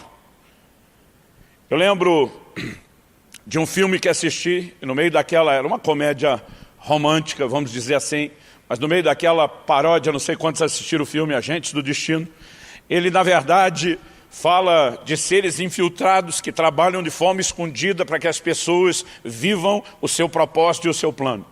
E tem um camarada que quase todo dia está para encontrar uma moça. E esses agentes trabalham para que ele não encontre. Porque de alguma forma, se eles se descobrirem, o propósito deles vai ser comprometido. Em algum momento ele descobre a ação daqueles seres infiltrados, né? E eles deixam de ser os seres invisíveis, ele percebe aquilo que está acontecendo, então deliberadamente ele começa a lutar contra aquilo, e eles mais intensamente, chega um momento que ele questiona: cadê o livre-arbítrio? Esse é o tipo de filme que com certeza teve o dedo do script de alguém que conheceu alguma coisa do evangelho, dos debates teológicos. E aí o agente responde, diz: bom, O fato de você escolher o cardápio não quer dizer que você tenha escolhido a lanchonete. De alguma forma, a tentativa daquilo é insinuar parte do que são esses debates. Não, talvez o homem tenha direito de escolher algumas coisas, mas Deus não deixa escolher tudo. Eu quero te dizer, eu não concordo em absoluto que para que Deus seja soberano, a gente não pode, como homem, nós não tenhamos o poder de escolher. Até porque o poder da escolha foi dado por Deus. Outro dia alguém falou para mim, não, quando você coloca a responsabilidade na escolha do homem, você anula a soberania de Deus. Eu falei, não, quando você deixa Deus como soberano, só do jeito que você quer que ele seja soberano, é que você anula a soberania de Deus. Se foi ele que decidiu dar ao homem o direito de escolha, ele é soberano para dar o direito de escolha. Se ele decidiu que o homem teria as consequências das suas escolhas, ele é soberano também para decidir isso. Agora você quer deixar Deus soberano do seu jeito e não do jeito dele? Desculpa, estou dando nó na cabeça de alguns. A verdade é que a palavra de Deus fala de um plano e um propósito de Deus, mas ela fala também de escolhas. Ela fala também de um Deus que se antecipa às nossas escolhas, porque Ele é um Deus presciente. O apóstolo Pedro escreve e diz que nós somos eleitos, escolhidos, conforme a presciência de Deus. Em Romanos 8, 29 também lemos isso. Aos que dantes conheceu, presciência, também predestinou, traçou um destino de antemão. É lógico que é uma combinação desse Deus soberano que conhece a minha e a sua vontade, antes mesmo de termos feito a escolha. Mas de acordo com as Escrituras, eu quero te mostrar isso. A nossa vontade, ela tem um peso extraordinário, né? Maior do que a maioria de nós tem a capacidade de mensurar, em como será a nossa vida e como... ou não apenas o como, o quanto nós vamos desfrutar daquilo que Deus disponibilizou ou não. Só para efeito de ilustração, sem trazer no mesmo patamar das declarações bíblicas, muito menos tentando colocar acima, há uma frase que é atribuída a Albert Einstein, que eu gosto muito. Ele diz, há uma força motriz mais poderosa que o vapor, a eletricidade e a energia atômica, a vontade. E a respeito dessa força, é desse poder que eu quero conversar com vocês hoje. O poder da vontade. Em primeiro lugar, muitas vezes esse destaque que fazemos é para ajudar tanto quem está anotando como para lembrar. Em primeiro lugar, o primeiro ponto que eu acho que vale a pena a gente conversar, embora não dá para discutir de forma exaustiva, é que o que Deus faz na vida do homem, nas nossas vidas, não depende só da vontade dele. Vou repetir isso. Por mais assustador que pareça, o que Deus quer fazer, o que Ele fará, o que Ele fez, o que Ele intenciona ou já pôde fazer, não depende só da vontade dEle. A palavra de Deus diz em 1 Timóteo, no capítulo 2, no versículo 4, de maneira taxativa e explícita, sem espaço para questionamento, que Deus deseja que todos os homens se salvem e cheguem ao pleno conhecimento da vontade. Da verdade. Essa é a vontade de Deus. Se essa é a vontade de Deus, por que é que não está todo mundo salvo? Porque a vontade dele não é empurrada goela abaixo de ninguém. Ela é revelada, ela é exposta. Deus trabalha em favor dela, Deus mobiliza a sua igreja para promover o cumprimento da sua vontade. Mas a vontade de Deus precisa ser de alguma forma escolhida pelo homem, para que então, depois de ser a vontade dele, haja uma combinação e a vontade de Deus possa se cumprir na vida dessa pessoa. Se nós não olharmos para isso na palavra de Deus com clareza, nós talvez viveremos vidas passivas, esperando que Deus faça as coisas por si mesmo, sem que a gente tenha responsabilidade nenhuma. Aliás, há uma ênfase muito grande nos nossos dias, de um evangelho que exime o ser humano de responsabilidades. Vamos deixar isso como uma espécie de trailer de adiantamento, mas uma das mensagens que estou para trazer aqui, talvez terá esse nome, o Evangelho da Irresponsabilidade. E não hoje, mas no segundo momento, eu quero tratar de como as pessoas estão tentando anular a responsabilidade do homem em cooperar com o plano e o propósito de Deus. Se nós não entendemos isso, permaneceremos sentados de forma passiva, esperando Deus fazer algo que sozinho Ele não fará nas nossas vidas. Então o que eu e você precisamos entender, que Ele nos deu o direito de escolha e que a gente pode rejeitar aquilo que Ele tem como vontade para as nossas vidas. No Salmo 78, dá uma olhadinha comigo, eu vou citar alguns textos bíblicos. Eu não quero tornar o assunto técnico no nível das discussões teológicas, mas nós precisamos não apenas aprender a pensar e refletir sobre essas coisas, mas entender que Deus não tocaria no assunto, não exporia isso na palavra de Deus, se não fosse importante que eu e você tivéssemos o conhecimento dessas verdades. Porque o entendimento correto pode nos levar a uma fé correta e ao resultado correto. Já um entendimento errado nos leva a uma fé errada e ao resultado errado. Então, no Salmo 78, nos versículos 10 e 11, a Bíblia diz assim: não guardaram a aliança de Deus, não quiseram andar na sua lei, esqueceram-se das suas obras e das maravilhas que lhes mostraram. Está falando a respeito do povo de Israel. E quando diz que não guardaram a aliança de Deus, o texto diz que isso foi uma escolha. Não quiseram andar na sua lei. Eu não entendo como alguém quer atribuir a responsabilidade disso a Deus. Não, Deus quis que eles não quisessem. Então ele não deveria estar se queixando de nada depois disso. Porque afinal de contas, a sua vontade teria se cumprido e sido estabelecida por si mesmo. O texto fala a respeito de escolhas. E quando nós temos a ótica do Novo Testamento, falando a respeito do comportamento dessas pessoas no Velho Testamento, não é diferente. Em Atos, no capítulo 7, no versículo 39, Estevão, pregando, ele diz o seguinte: a quem nossos pais, está falando de Moisés, que recebeu a lei da parte de Deus, e em nome do Senhor transmitiu a lei ao povo. Ele diz: a quem nossos pais não quiseram obedecer, antes o repeliram, e no seu coração voltaram para o Egito. Não quiseram. Porque cada um de nós tem a responsabilidade de escolher. E nós podemos escolher a vontade de Deus, ou nós podemos escolher de maneira oposta à vontade de Deus.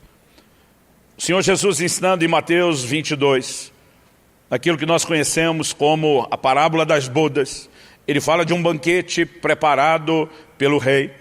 E a Bíblia diz que a ideia desse banquete era celebrar as bodas, o casamento do seu filho. Obviamente, Jesus está apontando o desfecho da obra da redenção. Mas o versículo 3 diz o seguinte: então enviou os seus servos a chamar os convidados para as bodas, mas estes não quiseram vir. Rejeitaram o convite de Deus, o plano de Deus, o propósito de Deus. Se você observar no próprio ensino de Jesus, ele fala a respeito dessa questão de escolhas várias vezes. Uma delas que merece a nossa atenção está lá no Evangelho de João, no capítulo 5. No versículo 39, Jesus diz assim: examinais as Escrituras, porque julgais ter nelas a vida eterna. E são elas mesmas que testificam de mim. E diz: vocês estudam a Bíblia para valer. E vocês fazem isso porque acreditam que vão encontrar nela a vida eterna. E vocês estão certos, porque são elas que testificam de mim, o doador da vida eterna. Mas olha o que ele diz no versículo seguinte, o 40. Ele diz: contudo, não quereis vir a mim para terdes vida. Que Deus deseja o homem é mais do que evidente. Jesus está lá diante deles, o Deus homem encarnado, se dispondo a alcançar o coração do homem. Mas ele diz: mas vocês não querem vir a mim. É uma escolha que cada ser humano tem que fazer. E não é apenas a escolha de inicialmente ir a Deus. Eu quero te mostrar, há todo um desdobramento depois de nos posicionarmos e fazermos de Jesus nosso Senhor, que deve nos colocar nessa rota de buscar alinhar a nossa vontade com a vontade de Deus. A primeira coisa que eu estou tentando te mostrar é que as coisas não vão acontecer na nossa vida só pela vontade de Deus. Daqui a pouco eu vou mexer no assunto de que eu e você também não podemos ser irresponsáveis de usar só a nossa vontade sem entender a dele. Mas a primeira parte é entender que as coisas não vão acontecer mera e simplesmente porque Deus quer. Quando eu olho para as Escrituras, eu vejo vários exemplos a respeito disso. Até quando falamos de dons e ministério, o homem precisa querer aquilo que Deus quer para ele. 1 Timóteo capítulo 3, falando do ministério, do episcopado, do anseio de ser visto, Paulo começa dizendo: se alguém almeja o episcopado, como que começa o processo onde alguém pode ser levado ao ministério? Essa pessoa tem que almejar, desejar, querer, ansiar ou estar muito afim. Porque tudo começa de uma escolha. Uma resposta a uma percepção da vontade de Deus, que passa pelo filtro da escolha do homem. Depois dessa escolha, é lógico que o texto diz que essa pessoa terá que apresentar qualificações. Depois de apresentar qualificações, vai ter que ser provado para só finalmente ser estabelecido. A pessoa não será estabelecida apenas porque quis isso. Há todo um padrão que Deus estabeleceu, mas começa com uma resposta da vontade. Vamos falar dos dons espirituais e não meramente de ministério. 1 Coríntios capítulo 14, verso 12. Visto que desejais dons espirituais, procurai progredir neles para a edificação da igreja. Eu nunca vi ninguém entrar na operação de dons espirituais sem ter desejado isso primeiro. Aliás, os dons nunca vão correr atrás de você, é você que tem que correr atrás deles. A Bíblia diz, procurai com zelo os melhores dons. Por que que tem que haver a procura? Porque tem que haver a manifestação, o exercício da sua vontade. A sua escolha precisa ser a faísca de ignição que gere o andamento de um processo que é maior do que só a sua escolha, mas que não está desconectado da sua escolha. Muitas vezes, quando Deus sinaliza, através de palavras e de promessas, qual é a vontade dele, também não podemos, só por causa disso, esperar um cumprimento automático. Em 1 Timóteo, no capítulo 1, no versículo 18, Paulo orienta seu discípulo e diz, de acordo com as profecias que foram ditas a seu respeito, combate firmado nelas o bom combate. Mas Deus não prometeu? Sim. Então não posso sentar e esperar? Não. Quando Deus prometeu algo, Ele sinalizou a vontade, que não vai empurrar a goela abaixo. Se você exercer a sua vontade, escolher viver a vontade de Deus, cooperando e lutando com Ele, isso vai se cumprir. Senão, não. Quando Deus fala sobre Abraão, em Gênesis 18, 19, ele diz, porque eu escolhi a Abraão, para que ele ordene a sua casa, aos seus filhos depois dele, que guardem o caminho do Senhor, pratiquem a justiça e o juízo, para que o Senhor faça vir sobre Abraão o que tem falado sobre ele. Tinha promessas? Sim, promessas extraordinárias. Em ti serão benditas todas as famílias da terra. Agora, isso ia se cumprir de forma automática só porque Deus falou? Não. Deus disse, eu escolhi Abraão para fazer a parte dele, porque se ele fizer a parte dele, eu posso fazer a minha e cumprir o que eu falei a respeito dele. Quem está entendendo, diga amém. A vontade de Deus não se manifesta de forma unilateral por imposição dele. Nós precisamos compreender nessa perspectiva que o homem então tem a responsabilidade de corresponder com Deus. Agora, falando na questão da correspondência com Deus, a segunda coisa que eu quero destacar aqui, por mais óbvio que pareça, merece ser lembrado, é que Deus e o diabo não agem da mesma forma. Eles agem de forma distinta. Em Apocalipse, no capítulo 3, no versículo 20, nós temos um texto muito conhecido que normalmente é aplicado fora do contexto. O Senhor Jesus diz, eis que estou à porta e bato. Se alguém ouvir a minha voz e abrir a porta, eu entrarei, cearei com ele, ele comigo. Normalmente nós usamos esse versículo para evangelismo, para apelo evangelístico. O Senhor bate a porta do seu coração, porque Ele ainda não entrou na sua vida, mas para que Ele entre, você tem que abrir a porta do seu coração. Isso é verdade a respeito da conversão? É. Mas Jesus estava falando com a igreja. Jesus estava falando com gente que já era parte do povo dele. Mas mesmo assim, Ele está dizendo, eu estou batendo na porta, porque vocês me deixaram do lado de fora.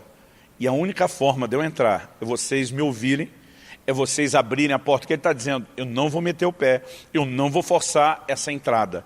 Eu quero estar aí, estou sinalizando a minha vontade de estar do lado de dentro, mas se a sua vontade não se alinhar com a minha, escolhendo a mesma coisa que eu quero, eu não estarei do lado de dentro. Ele respeita a nossa vontade. Quando você olha para a forma do diabo agir, é completamente diferente. Ele só precisa do que na gíria de crente a gente chama de uma brecha. Um pequeno espaço para meter o pé, para tentar entrar, para forçar a barra. E é por isso que a Bíblia diz em Efésios 4, 27, não deis lugar ao diabo.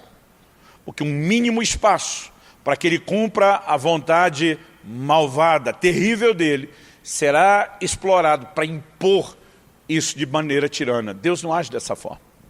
Não é apenas uma questão de educação, de dizer o diabo é um grosso invasor e Jesus é um gentleman. Na verdade são princípios. Deus deu ao homem o direito de escolha e ele diz, eu quis que você escolhesse. Eu quis que você me quisesse. O diabo não está nem aí se você quer ou não quer ele. Se ele puder arruinar a sua vida, ele vai forçar a barra para entrar. E quando a gente olha a forma de cada um lidar e agir é completamente diferente. Qual a maneira de Deus trabalhar conosco? Em Deuteronômio, no capítulo 30 e no versículo 15, a gente enxerga um Deus que indica a verdade enquanto faculta a escolha. A forma do diabo agir é completamente diferente, eu vou falar disso daqui a pouco. Em Deuteronômio 30, 15, o Senhor diz assim: eu coloco diante de vocês a vida e a morte, a bênção e a maldição. Você vai encontrar isso também no versículo 19, vou até misturar os dois. Aí o Senhor diz: escolhe, pois, vida, para que vivam você e a sua descendência. O que Deus está dizendo? Há dois caminhos diante de você. Um caminho é o caminho de vida e bênção, o outro caminho é o caminho de morte e maldição. Quem escolhe é você. Deus está dizendo: eu não vou escolher por você, o que eu posso fazer é orientá-lo a respeito da melhor escolha. E a maneira de orientá-lo é lembrando você que a sua escolha te leva a consequências. Tem muita gente escolhendo o caminho errado e quando chega no fim de morte ou maldição, está revoltado com Deus. Eu não sei como Deus reage aos esbravejos de alguns cristãos. Eu imagino algumas vezes ele com vontade de rir. Eu imagino Deus olhando e dizendo: crente, você tem que ser estudado pela NASA. Eu digo para você que o caminho é de morte. Você escolhe o caminho, vai até o fim. E quando você encontra o que eu te adverti, o culpado sou eu.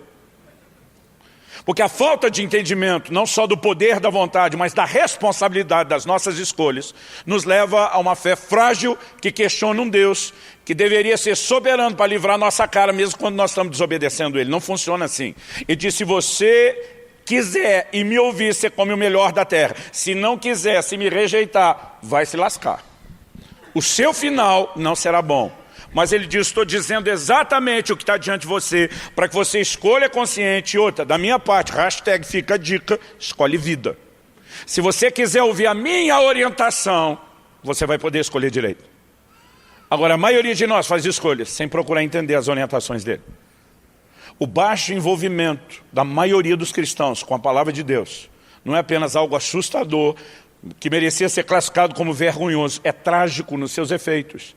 Porque a maior parte das pessoas tem que fazer escolhas importantes e cruciais, sem sequer ter noção do que é que Deus fala a respeito dessas coisas. Então muitas vezes Deus estabelece claras proibições. As pessoas violam aquilo e depois se queixam a respeito de uma falta de intervenção de Deus. Imagine Deus olhando e dizendo: podia no mínimo ter lido o livro de Provérbios. Provérbios diz que o desavisado passa e sofre o mal, mas o sábio desvia. Muitas coisas que podem ser antecipadas, podem ser compreendidas e evitadas através de escolhas sábias. Mas Deus não vai empurrar a vontade dele, por melhor que seja, goela abaixo. Se você quer comer o melhor da terra, vai ter que querer isso e vai precisar aprender a ouvi-lo. O diabo, por outro lado, não age nada parecido com ele. Normalmente ele não dá muita escolha. E não apresenta uma bifurcação, dizendo: olha, tem dois caminhos, o de vida e o de morte, o de bênção e o maldição. Ele esconde o de vida e o de bênção. E ele pinta o de morte e maldição, como fosse vida e bênção, dizendo: essa é a única opção que Deus não quis que você pegasse. Porque ele está lutando contra o seu melhor. Então ele começa desde a primeira tentação, dizendo ao primeiro casal: Deus sabe que no dia que vocês comerem da árvore do conhecimento do bem e do mal, vocês vão se tornar que nem Ele. Ele está limitando vocês. Ele não quer que vocês vivam o melhor que Ele tem.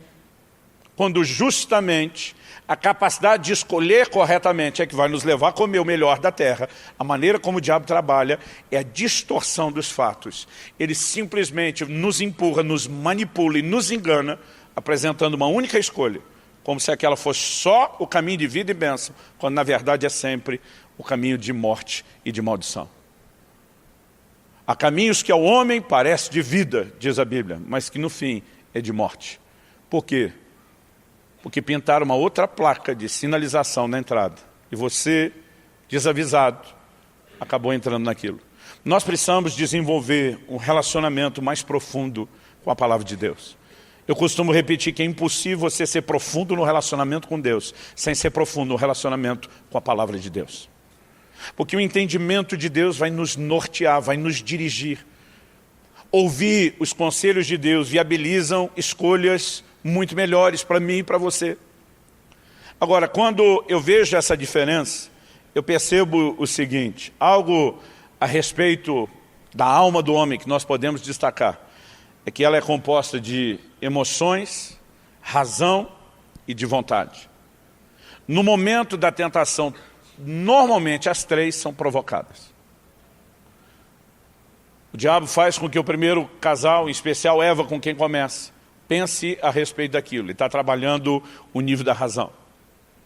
Depois, ele começa a trabalhar o nível das emoções. Deus está sabotando você. Está evitando que você viva o melhor dele. Ao mesmo tempo, ela está olhando e está percebendo que aquilo tudo é agradável. Aliás, a Bíblia diz que ela olhou e diz que viu que a árvore era boa para se comer. Depois diz que ela era agradável aos olhos e, no fim, desejável.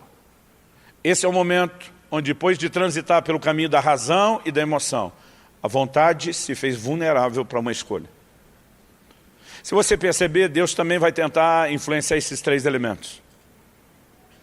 Você está num momento como esse, sua razão está sendo instigada a pensar em linha com a palavra de Deus. Muitas vezes, no final da reunião, estamos orando e percebemos que o Espírito Santo muitas vezes visita as nossas emoções. E a gente sai com aquela vontade de ser crente, de fazer tudo certo. Porque essa transição de trabalhar tanto a razão como as emoções é para que, de alguma forma, a vontade seja provocada a ser exercitada. Nós precisamos escolher aquilo que Deus tem para nós. Deus não quer mera e simplesmente estabelecer, empurrar goela abaixo aquilo que Ele tem para nós, sem que a gente se alinhe ao que Ele deseja. É mais ou menos assim. Se eu e você não quisermos o que Ele quer, a vontade dEle não pode se cumprir. Aliás, nós podemos dizer o seguinte, nós podemos afirmar que Deus atende quem dá valor ao que Ele oferece. Eu não sei se você lembra disso, mas em Mateus, no capítulo 7, no versículo 6, Jesus diz, não deis aos cães o que é santo, e não lanceis as pérolas aos porcos, para não acontecer que eles se voltem e não apenas pisem elas, mas despedacem vocês. Primeira coisa que nós precisamos entender, Jesus não quer apenas ensinar o que é que a gente faz. Ele não orientava ninguém a fazer nada que ele primeiro não fizesse. Deus nunca orientaria o homem a fazer uma coisa que ele primeiro não faz. Aliás, o confronto de Jesus com os mestres, dos judeus nos seus dias era isso. Vocês botam peso sobre o povo que nem vocês querem carregar. Vocês ensinam eles a fazerem coisas que vocês não fazem. E ninguém pode falar isso de Jesus ou de Deus. Então o que eu e você precisamos entender é que Ele não está orientando a gente a fazer algo que Ele primeiro não faça. Ele também não vai lançar pérola aos porcos. E nem dar o que é santo aos cães. Se alguém que não tem a capacidade de valorizar o que Ele está oferecendo, a mão não será estendida da mesma forma como para aquele que tem a capacidade de valorizar o que Ele está oferecendo. Quem está entendendo, diga amém. Em Mateus 13, de 44 a 46, nós temos duas parábolas em 3 versículos. Numa delas, o reino de Deus é comparado a um tesouro escondido no campo. No outro, é comparado a uma pérola de grande valor. Nas duas parábolas, Jesus fala de gente que ao encontrar o reino prefigurado nessas coisas de valor, ao entenderem o valor daquilo, ao desejarem aquilo, vende tudo que tem, abrem mão de tudo para adquirir aquilo que de valioso eles entenderam estar disponível. O que ele está falando? Do entendimento que nos leva a uma escolha, que prioriza o que Deus tem. Esse é o tipo de gente que entra no reino de Deus. Ele não está falando que você paga para entrar, que você tem que comprar a entrada. Mas nós precisamos compreender essa forma e a dinâmica de como Deus trabalha. Isaías 44, 3 diz, o Senhor falando, derramarei água sobre o sedento. O que ele está dizendo? Eu vou dar água para quem quer água, para quem valoriza a água, para quem não vai desperdiçar água, para quem vai aproveitar a água. É para esse que eu vou liberar e derramar água. Porque de alguma forma, a vontade dele precisa se alinhar com a nossa para que se cumpra. Então Deus sempre está procurando quem valoriza, quem está disposto a lutar por aquilo que Ele sinalizou ser a vontade dele. Para que depois, quando eu e você fazemos as nossas escolhas, a vontade dele possa então se cumprir plenamente. Entendendo isso, nós não podemos viver uma vida cristã passiva. Nós precisamos aprender a ter um posicionamento e levar Deus a sério para viver o melhor de Deus, para comer o melhor da terra, para viver a plenitude do cumprimento, né, das promessas que Ele nos fez na sua palavra. Agora, isso precisa partir de uma escolha da minha e da sua parte. Por outro lado, nós não podemos usar de forma irresponsável o poder da escolha para apenas escolhermos sozinhos. Porque muitas vezes nós passamos a fazer escolhas sozinhos. Então, se Deus, por um lado, não empurra a vontade dele, por outro, Ele não quer você escolhendo sozinho. Ele quer que você use o seu direito de escolha para escolher a vontade dele, para sujeitar-se à vontade dele. E muita gente, às vezes, tenta viver a sua vida sem nenhuma sujeição à vontade de Deus no aspecto prático. Às vezes ele pensa, já me converti, já estou servindo a Deus, já escolhi o que de principal eu teria que escolher, e é quase como se ele não precisasse mais nada. Eu quero te dizer, isso não é verdade. Embora a vontade de Deus seja a sua salvação, além de ter te alcançado com salvação, tem muita coisa a mais que Ele quer fazer na sua vida. Ele tem um plano e um projeto personalizado para cada um de nós. Se eu fosse você, teria dito amém. Isso para mim é empolgante. Saber que Deus não lida conosco só como as massas. Ele consegue ter olhos para cada indivíduo. Ele consegue ter um plano e um propósito específico e traçado para cada um de nós. Mas para que a gente viva essa vontade, além dessa toda genérica que nós falamos até agora, para que a gente viva o cumprimento da vontade do plano personalizado, nós também vamos ter que aprender a fazer as escolhas certas. Abre sua Bíblia comigo em Tiago, capítulo 4, no versículo 13.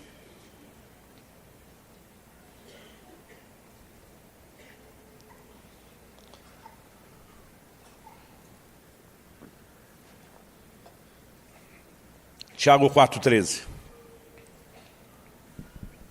O texto sagrado diz, escutem agora vocês que dizem, hoje ou amanhã iremos para a cidade tal, lá passaremos um ano, faremos negócios e teremos lucros. Vocês não sabem o que acontecerá amanhã. O que é a vida de vocês? Vocês não passam de neblina que aparece por um instante e logo se dissipa. Em vez disso deveriam dizer, se Deus quiser, não só viveremos, como também faremos isso ou aquilo. Então agora Tiago está escrevendo a gente que professa a fé, que está vivendo o plano geral de Deus, que é a salvação. Mas ele diz, você não tem direito de escolher sozinho o seu próprio caminho, o seu destino. Mas as pessoas que não têm capacidade de enxergar o amanhã, elas querem fazer escolhas que vão durar mais do que o hoje, baseadas só no hoje, sem buscar a vontade de Deus. Aí começa uma crise. E a turma olha e diz, bagunçou a economia, mas todo mundo está indo para os Estados Unidos trabalhar e ganhar dinheiro, bora para lá. Está todo mundo indo para a Europa, Portugal é a bola da vez, vamos para lá. E a capacidade de perguntar se Deus tem algum plano ou propósito naquilo. A Bíblia nos conta história de gente que se deu bem, seguindo a leva, e gente que se deu mal. Quando você lê o livro de Ruth e lê a história de Noemi, eles saem dos termos de Israel para outro país, porque eles estavam em crise e dificuldade. A coisa melhorou no outro país? Nada. Noemi perde o marido, perde os 2 filhos e volta pior do que saiu. Das 2 noras, ainda pela bondade de Deus, uma acompanha e consegue dar um pouco de alegria para ela. Deixa eu te dizer, querido, qual é o melhor lugar do mundo para se estar? As pessoas voltam e meio me perguntam isso. Curitiba ainda é muito bem falada por todo o Brasil. A turma diz, o senhor mora num lugar legal. Eu digo, moro. De vez em quando alguns perguntam, pastor, o senhor que roda o Brasil todo, na sua opinião, qual o melhor lugar hoje para morar e para viver? Minha resposta para eles é, o melhor lugar para morar e viver é o lugar da vontade de Deus. É onde Deus quer você, porque fora disso não tem realização e as coisas não vão dar tão certo. Então, as nossas escolhas não deveriam ser baseadas só na nossa capacidade de mensurar o natural. Qual é o plano e o propósito de Deus? Mesmo que no natural você tivesse uma capacidade de avaliação profunda, não estou analisando só hoje. Estudos apontam que o resultado econômico dos próximos anos naquele lugar, irmão, você não sabe o dia de amanhã, você não sabe a reviravolta que vai ter. Abraão e Ló precisam abrir a sociedade. Abraão, que não é desse que quer ficar brigando por nada, diz para Ló, escolhe você. A Bíblia diz que Ló olha as campinas bem regadas de Sodoma e Gomorra. Ele vê os melhores pastos. E na hora que ele tem a chance, ele interesseiro escolhe o melhor pedaço. Abraão não está nem um pouco preocupado. Porque lugar bom, irmão, não é o desenho que os seus olhos enxergam. É o lugar onde você vive o cumprimento da promessa de Deus. Abraão diz, pode pegar essa parte, a bênção vai comigo. Onde eu estiver andando, a bênção vai comigo. Abraão está prosperando do lado ruim e Sodoma, aquele jardim bem regado, é todo destruído depois. Você não sabe o dia de amanhã. Então é melhor alinhar a sua vontade e as suas escolhas com quem sabe. E mesmo que você não consiga ouvir uma voz audível de Deus dizendo, só o fato de você estar o tempo todo declarando e orando, se Deus quiser, se o Senhor quiser, isso dá legalidade para que a vontade de Deus se cumpra na sua vida e interfira na sua vida. Muitas vezes eu dizia, Senhor, eu não sei o que escolher a respeito disso, mas eu não quero escolher errado. Se eu não estou enxergando algo, se eu estou perdendo a percepção do teu plano, do teu propósito, eu quero te dar todo o direito de interferir, eu quero te dar todo o direito de corrigir a rota, usando aí a linguagem do GPS. E muitas vezes eu vi desdobramentos que saíam do meu controle e me corrigiam depois na rota do propósito. Sabe, você, quando eu falo de escolher a vontade de Deus, não significa que você escolheu todos os caminhos que você vai trilhar. José escolheu viver a vontade de Deus, o sonho que ele teve, ele acreditou. E porque ele acreditou, decidiu viver isso, escolheu isso, ele deu a Deus uma legalidade de interferir e conduzi-lo por um caminho que ele não tinha noção. Não foi ele que escolheu ser vendido como um escravo para o Egito. Aparentemente outros escolheram por ele. Depois no Egito não foi ele que escolheu ir para a prisão. Aparentemente outros escolheram por ele. Mas toda pessoa que decide se sujeitar à vontade de Deus vai ver uma intervenção e uma correção de rota como as outras não vão experimentar. Porque se por um lado nós não podemos dizer que Deus está empurrando a vontade dele sozinho, por outro, seria irresponsável acreditar que você pode ficar escolhendo sozinho. Nenhum de nós tem capacidade para prever o futuro e fazer todas as escolhas corretas. Mas nós precisamos aprender a viver sujeição. O nosso problema é que a gente pensa na oração só numa perspectiva. Para a maioria dos crentes, a oração é o meio através do qual a gente consegue de Deus tudo que a gente quer. Então a gente vai lá brigar pela nossa vontade. Existe um aspecto de verdade sobre isso, de conseguir de Deus o que a gente quer? Eu acredito que sim. Jesus diz, até agora nada tendes pedido. Pedi em meu nome, vocês receberão para que a sua alegria seja completa. Ele está dizendo, eu quero satisfazer algumas vontades suas. Não significa que é só a sua vontade que vai determinar o curso de tudo no ambiente de oração.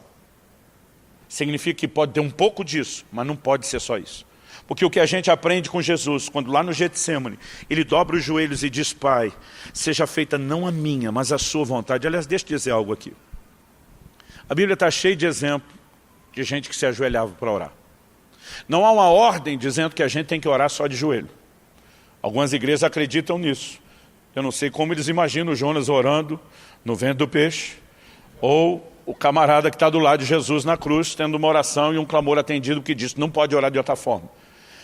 Mas apesar da gente não viver o extremo de que não pode orar de outra forma, eu olho com muito receio para uma nova geração que tem jogado fora todas as figuras de devoção e rendição que a igreja um dia já praticou. Hoje em dia parece que se algum de nós se bota de joelho para orar, a gente é que é o bicho estranho, a gente é que está fazendo a coisa errada. Há um simbolismo de rendição. Normalmente as pessoas se prostravam diante dos reis, das autoridades. Aqueles que sempre amaram o Senhor tinham o bom hábito de se prostrar diante dele.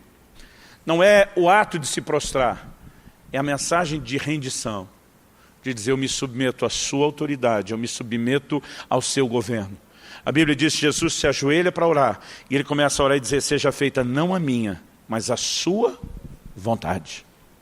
Então o ambiente de oração não deveria ser só aquele lugar ou meio através do qual eu e você conseguimos de Deus tudo que a gente quer. Ele também deveria ser em contrapartida um ambiente ou meio através do qual Deus consiga de nós aquilo que Ele quer. Deveria ser um ambiente de rendição e sujeição à vontade de Deus. Gente, há momentos que a nossa vontade aponta uma direção e nós teremos a percepção de Deus apontando em outra direção. E nesse momento a gente tem que escolher a vontade dele. Não é só dizer, não, Deus dê livre-arbítrio, eu mando meu nariz, eu faço o que eu quero. Nós precisamos aprender a sabedoria de escolher a vontade dele. Como que Jesus começa a oração? Ele começa dizendo, se for possível, passa de mim esse cálice. O que você acha que ele está orando? O cálice é o sofrimento da cruz que o aguarda. Ele, em outras palavras, está dizendo, se tiver um plano B, se der para contornar, se tiver um jeito menos doloroso, em outras palavras, está dizendo, perdi empolgação. Mas, se essa é a sua vontade, eu não vou fazer a minha própria escolha. Eu vou escolher a sua vontade. A palavra de Deus define essa rendição à vontade de Deus como piedade.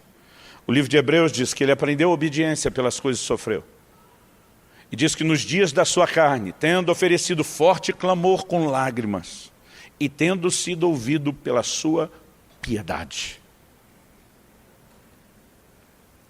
O Novo Testamento fala muito de piedade, e é o que a gente valoriza e fala pouco hoje em dia. Essa sujeição à vontade de Deus, ao governo de Deus, ela é extremamente importante para que a gente viva os detalhes de algo que nós escolhemos, ou a plenitude de algo que até escolhemos entendendo se é a vontade de Deus, sem atrapalhar o cumprimento pleno do que Deus tem para nós. Eu sei, gente, que é um desafio. Muitas vezes vivemos escolhas que são tão sérias, sem necessariamente saber qual é a vontade de Deus. E normalmente a gente quer saber a vontade primeiro para fazer as escolhas depois. Eu lembro quando eu era ainda adolescente, eu vi um pastor pregando e disse assim, gente, não seria bem mais fácil para cada um de nós se tivesse um livro com todo o propósito de Deus escrito para nós? Que você pudesse consultar o livro, você vai lá no índice, no sumário, no que vou me formar, com que vou trabalhar, aonde vou morar, com quem vou me casar. Ele já pensou, se tivesse um livro desse? Talvez a gente, tendo acesso a um livro desse, pudesse errar bem menos. Eu estou ouvindo, eu estou entrando com a minha imaginação toda na conversa dele. E de repente ele falou, a boa notícia é que o livro existe. E de repente eu falei, o quê? Ele falou, eu vou mostrar na Bíblia. E ele abriu o Salmo 139. E ele diz lá, todos os meus dias foram escritos no teu livro quando nenhum deles ainda existia. E diz, o propósito está todo registrado. Ele diz, a má notícia é que a biblioteca não está aberta para a sua pesquisa. Eu pensei, o que adianta ter um livro se a gente não pode olhar o livro? Você não pode. Mas tem alguém que conhece muito bem o livro, que ajudou a escrever o livro, que tem acesso irrestrito a essa biblioteca. Paulo, escrevendo em 1 Coríntios 2, diz que o Espírito de Deus conhece as profundezas de Deus. E Romanos 8 diz que o Espírito, segundo a vontade de Deus, que Ele conhece plenamente, intercede por nós. Deus não quer que você saiba tudo de forma antecipada. Deus quer que você viva uma atitude de rendição, que permita que a vontade, que não foi toda revelada, possa ir se cumprindo paulatinamente. Pensa no negócio que Deus gosta. É entregando o ouro aos poucos. Ele diz para Abraão, vai para uma terra que eu te mostrarei. Como é que é? Vai indo, no caminho eu vou te mostrando. Primeira bifurcação eu te digo se é direita ou esquerda. Na segunda eu falo de novo. Na terceira, vai indo. Irmão, pensa numa jornada de aventura. Seguir o destino que não é completamente conhecido. Mas com uma certeza de que Ele vai nos guiar. Eu gosto de uma frase de Martinho Lutero, o grande reformador. Ele diz, posso não conhecer os caminhos pelo qual Ele me conduz, mas conheço bem o meu guia. Ele é digno de confiança.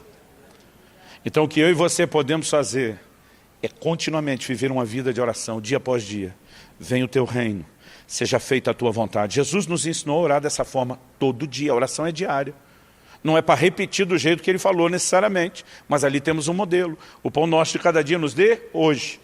E amanhã você ora de novo, depois de amanhã você ora outra vez, depois de amanhã outra vez. Agora, cada elemento dessa oração é diário, não é só o pedido do pão. Clamar o cumprimento da vontade de Deus, o governo de Deus, é algo que eu e você precisamos buscar em oração.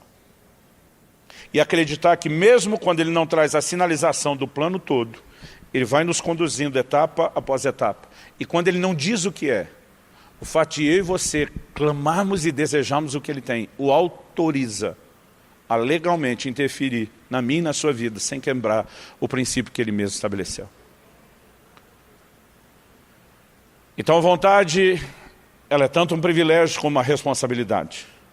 Se a vontade de Deus não será vivida por imposição unilateral dEle, e precisa da minha vontade por outro, eu também não deveria tentar escolher exercer minha vontade sozinho, sem entender a vontade de Deus. E para isso todos nós vamos precisar gastar tempo com Deus em oração e com a palavra. Eu percebo gente que toma decisões sem orar. Ele vai decidindo, depois ele vai falando para Deus, vai abençoando o que eu decidi. As coisas não funcionam assim. Agora, quando de fato existe um grande interesse da parte de alguém de viver o plano e o propósito de Deus, Deus tem a capacidade de bloquear até gente que te atrapalha no meio do caminho, ou usar de alguma forma o que eles acharam que iria te atrapalhar para o seu bem. A segunda parte aconteceu com José. A primeira, a gente lê em Atos capítulo 13. O apóstolo Paulo está pregando a um procônsul chamado Sérgio Paulo. Olha comigo, que às vezes eu cito uns textos da Bíblia e alguns me olham quase como está lá mesmo. Atos capítulo 13, versículo 6. Havendo atravessado toda a ilha até Pafos, encontraram um certo judeu de nome Bar-Jesus, que praticava magia e era falso profeta. Ele estava com o procônsul Sérgio Paulo, que era um homem inteligente. O procônsul, tendo chamado Barnabé e Saulo, desejava ouvir a palavra de Deus. Aqui nós temos a vontade, expressa verbalmente. Porém, o mago Elimas, e é assim que se traduz o nome dele, se opunha a eles, procurando afastar da fé o procônsul. Porque como é que o diabo trabalha? Sempre tentando atropelar a sua vontade. A vontade que Deus respeita, o diabo não respeita.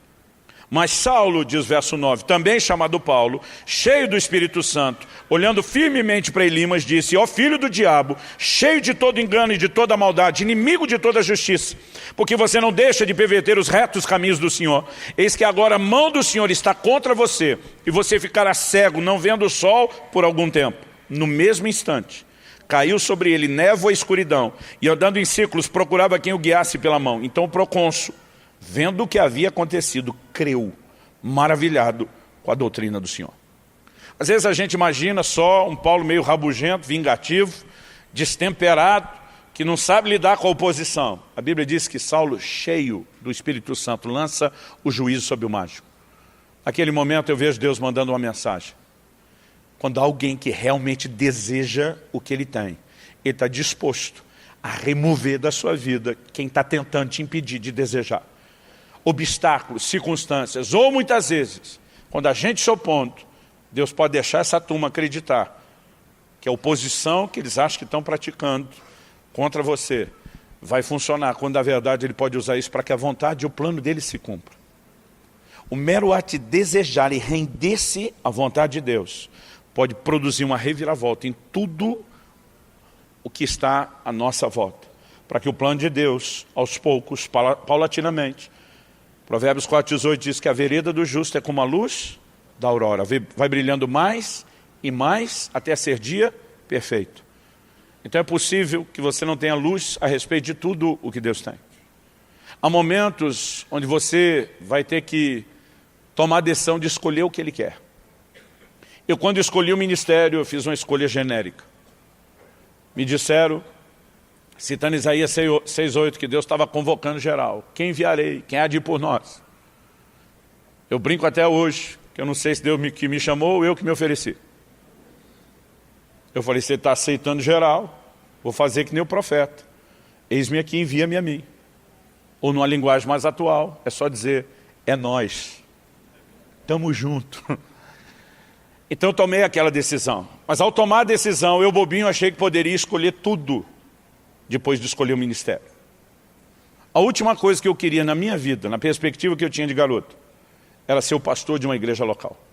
Eu dizia para todo mundo, a última coisa que você na minha vida é pastor. O que eu queria era ser um evangelista. O que eu queria era fazer cruzada. O que eu queria era aquela parte do ministério que eu achava que era assim a grande aventura. Porque eu pensava lidar com gente com problema todo dia não é legal, não é legal. Legal é desbravar, fazer acontecer. Depois que ganhou aquela turma toda, diz, Deus abençoe vocês, alguém cuide de vocês, tem compromisso com ninguém, fui. Irmão, o que esperar da maturidade de um garoto de 15 anos? E eu achava que conhecia bem o que era igreja de pastorado, porque apesar de não ter estado lá, sou filho de pastor. Então eu dizia, não quero. Quando Deus começou a falar comigo a respeito do ministério de ensino, piorou. Porque o que eu conhecia do ensino eram as aulas de escola bíblica dominical que a gente tinha naquela época. E a maioria delas era muito chata. E eu pensava, esse negócio de ficar falando, de dando detalhe, botando informação na cabeça dos outros, não tem muito proveito, não tem muito propósito, eu não queria. Então os meus dois chamados, o principal que é de ensino e o secundário que é o pastoral, eu não queria. E o que eu queria não me foi dado. Em algum momento, você tem que escolher a vontade de Deus. E a capacidade de abrir mão de escolher aquilo que é seu, entendendo que Ele sabe a melhor escolha, pode te ajudar em muito. Eu lembro de uma ocasião, Israel, meu filho, era ainda bem garoto, eu estava tentando ajudá-lo a entender o poder da vontade, a importância das escolhas na vida. Eu falei, olha filho, tem duas situações aqui. Essa vai acontecer se você escolher isso, e tem esse desdobramento. Essa aqui, se você decidir, talvez a grande probabilidade é que a coisa aconteça dessa forma. Essa decisão provavelmente leva para esse lugar, essa para esse. Nenhum dos dois está errado, os dois cabem no plano geral. E você vai ter que tomar uma decisão. Eu não vou escolher por você. Eu preciso te treinar a fazer suas escolhas. Deus faz isso conosco. Deus já me deixou fazer escolhas. Em momentos que eu fiz escolhas erradas, inclusive, só para me ensinar. E naquele momento, quando eu falei isso para o meu filho, ele pensou, ele olhou para mim e falou, pai, o que você quer que eu queira? Eu achei engraçado, nunca tinha ouvido isso. Eu falei, não, o pai quer que você queira, faz a sua escolha. Ele falou, eu sei, mas o que você quer que eu queira? Como assim? Ele falou, pai, o senhor é mais maduro, é mais experiente. Provavelmente você já fez uma escolha nas opções que o senhor me deu. O que você gostaria que eu escolhesse? Eu falei, filho, eu estou te ensinando a escolher. Ele falou, pai, o senhor tem que me ensinar a responsabilidade de escolher e a confiar em quem pode dirigir a gente na escolha. Eu falei, nem tinha pensado desse outro lado. Mas depois daquela conversa com o garoto, eu fui para o meu lugar de oração. Eu falei, Deus, o que o senhor quer que eu queira? Talvez essa frase resuma muito bem o que eu estou tentando falar nesse ponto final. Aliás, falando em ponto final, vamos ficar em pé para parecer que está acabando. Que eu gostaria que nós orássemos, nos sujeitando à vontade de Deus. De forma prática, olhe para cá. O que eu espero que o entendimento do que você ouviu hoje produza na sua vida. Primeiro, que isso te ajude a romper com a passividade de só ficar sentado esperando que Deus faça tudo. Segundo, que isso não te leve para o outro extremo de achar que você só tem que ser proativo e sair escolhendo ou decidindo tudo.